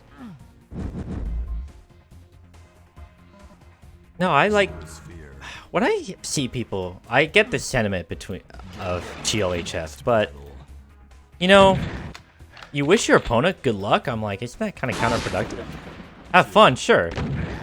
It's a handshake.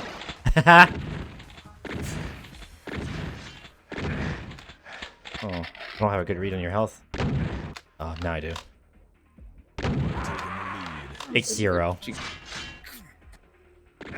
Oh! That was a good shot, honestly. Ow, that hurt. Please stop.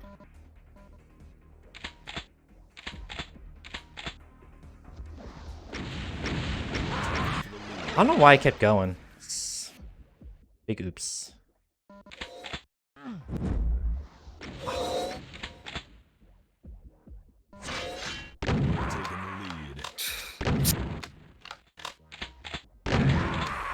Howie?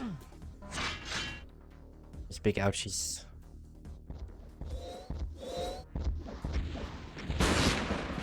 Shit.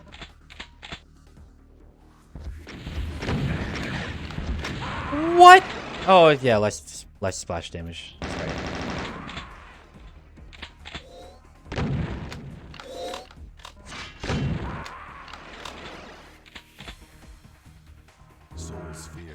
Oh no!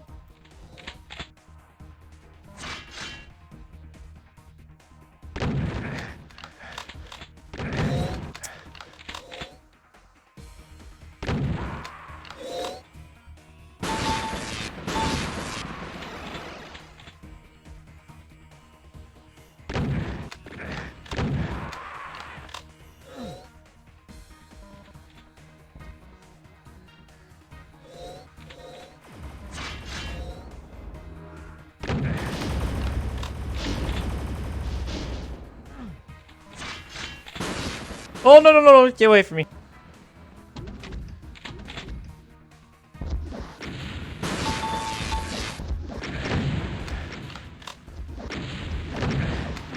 Well, I mean, you were smart to think I was going to come from there.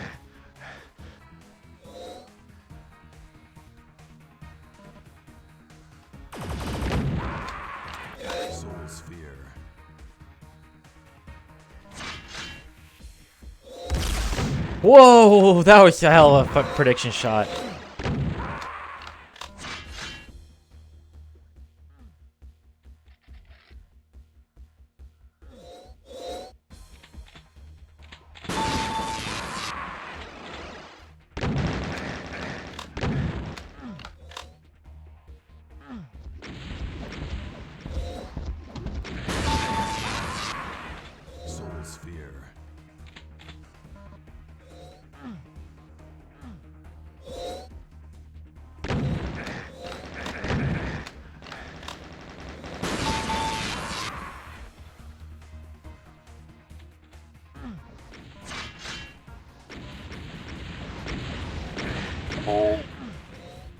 You're mean.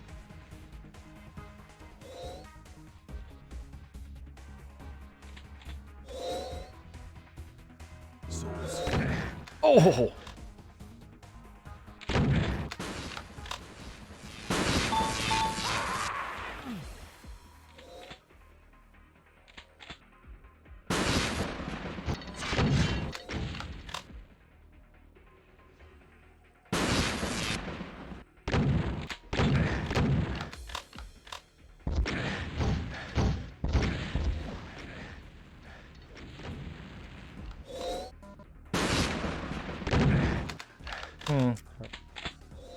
Ran out of electricity.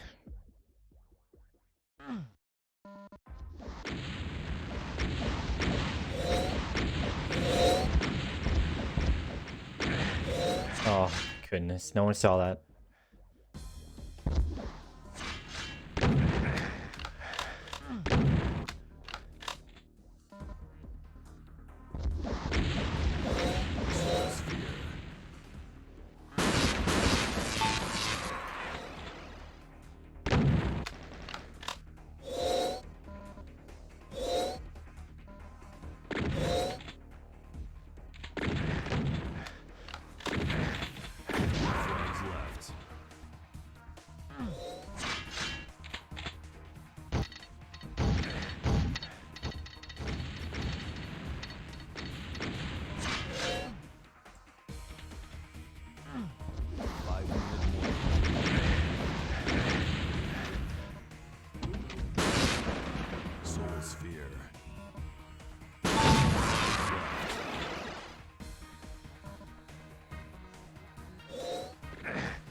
Oh!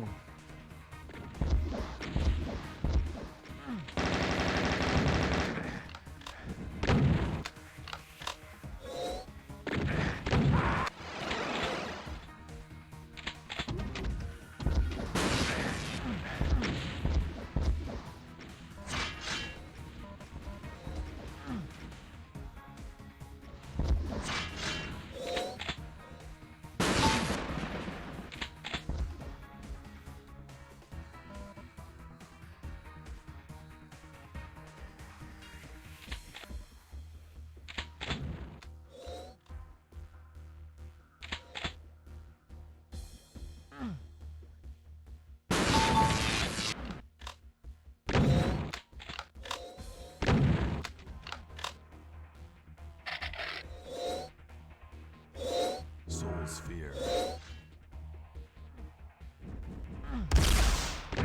Oops.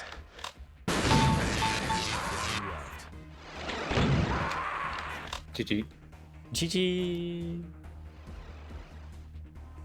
Well, let's check in on what's going on here.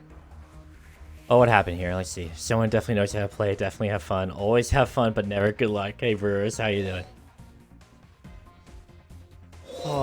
We were just waiting for people to kind of show up for their game. I mean, we're at 2:30. Oh god, do we have a challenger? What's going on here? Here we are. Let's try again. 3, 2, Soul Sphere.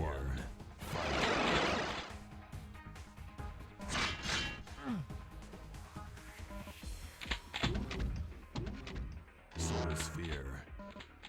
Taking the lead.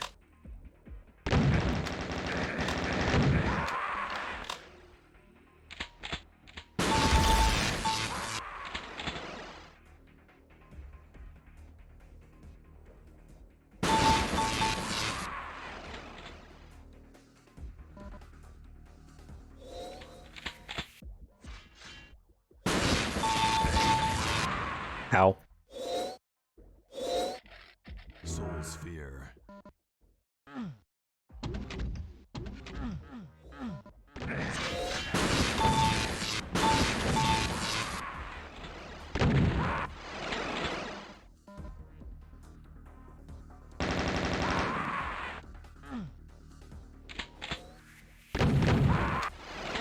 A little bit of overcorrection there. Hi. Yo.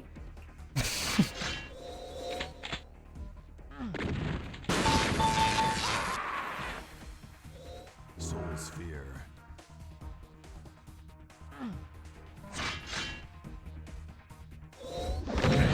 Oh, excellent rocket.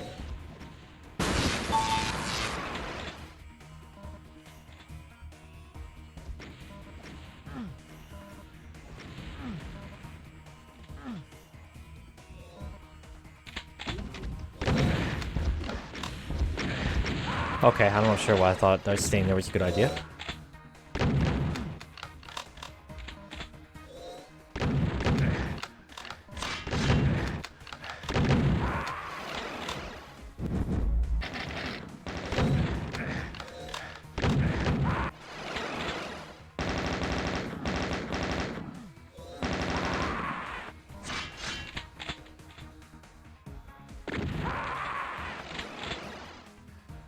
Is that the normal shotgun? Yeah, that was the regular shotgun. It can one shot. It's crazy.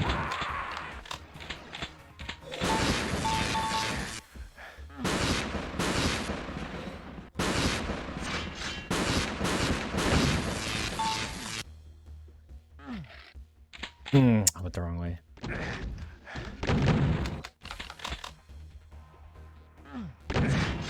Oh, you frick! Just went right under me.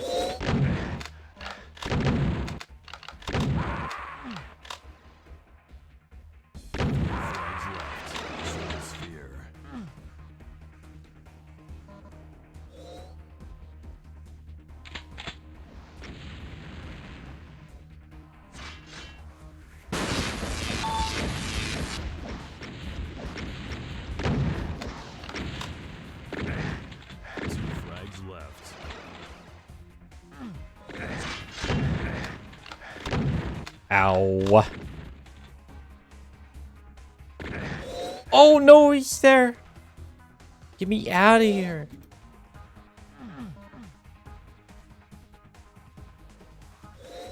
Soul Sphere.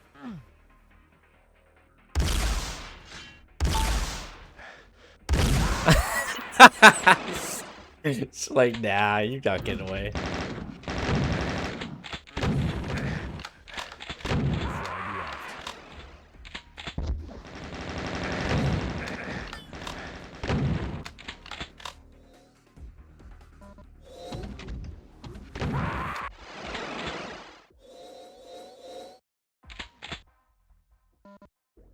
Soul Sphere.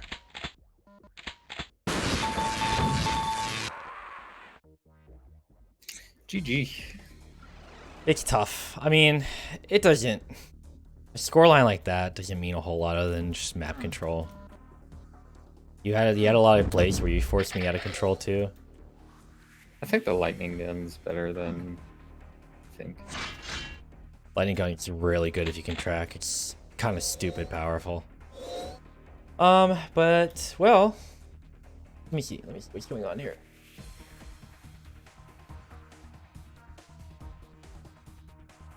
So yes, Alex showed up for a game in another league, but not for this tournament. So that's it for the day. I want to get confirmation real quick, but I think that might be it.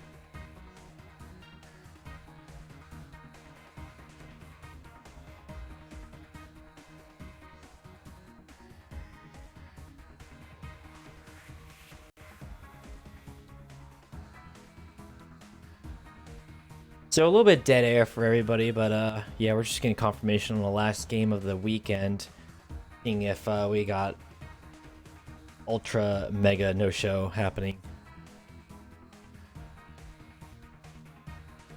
But we're if that's the case, we're ending a little bit ahead of schedule anyways, which isn't so bad for everybody involved. You know, you don't want to sit at the computer for listening to us talk about whatever. While I wait for a response, big shout out to KingDime for making time in his Sunday to co-cast the Prague Duel event. It's been tons of fun. Thank you. Yeah, no problem. It has been fun. Just seeing this new school age of death.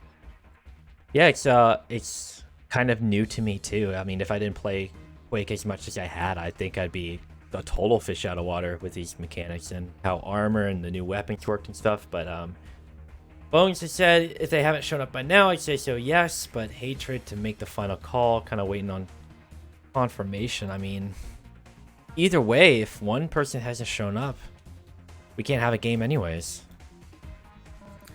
Nope. So I think for the I'm sake just glad of it's kind of kept on, like, at least some of the Doom style, though, with the deathmatch, and just hasn't completely given that up. oh, you mean like mechanics wise? Yeah. Oh yeah, I mean, at its core, it's Doom through and through. Yeah, sure, you know, the chain gun, rocket launcher, and shotgun are all buffed, but that's really to keep in pace with how powerful the super shotgun is, and you know, a couple extra weapons in there for different maps. You know, tons of fun. But as of right now, I think we can consider this a double disqualification. The double. The double. But for right now, I guess we'll end this little adventure into new school dual deathmatch Doom fun times. Thanks for coming out, You're seeing the KingDime. future with us. Yeah, no problem. It was great. Had a ton of fun, and look forward to being around for more of the tournament. And we might be back here again next weekend. We don't know what map it is. We don't know what schedule it is. We don't know who the players are, but this was fun. Thanks to everybody for coming out. And again, shout out to... Let's see, I'm going to do the command. Yeah, shout out to KingDime if anyone hasn't followed him already, although most of you know who he is because he's the all-encompassing speedrun mastermind. Give him a follow. He does all kinds of Doom stuff every now and then. Who knows what will be down the way. I'll be doing Doom stuff, single-player Doom stuff sometimes. I'll be doing Diabolical. I'll be doing all kinds of stuff. So we're kind of variety streamers at this point, but expect to hear from us again in some way, shape, or form as this tournament progresses. I'm Xenaero. I'm signing off. Essentially. And thanks again, KingDime. Hope you have a great rest of your day. Hope everyone in the chat has a great rest of your day. Thanks for coming out this weekend. Appreciate you guys. Bye-bye. Who should we throw this over to? Our little viewer count. Who's online? Who is Take a online? quick look. Let's see. We got Xenaero. We got Tarnsman playing Doom 2. I see Crankdud on Diabolical. What about Mr. Tarnsman? Okay. What's that name? I actually don't know who. I see the man himself being mentioned. Tarnsman DW. DW. Yes. Something 2048 or something. Great title. All right, so we'll head over to Tarns, who's playing some Doom. Say hi to him from the multiplayer side of things, and we'll see you all guys in no time. Have a great rest of your Sunday. Yeah, next weekend, I believe we'll have more games, but have a great day, everybody. See you next time.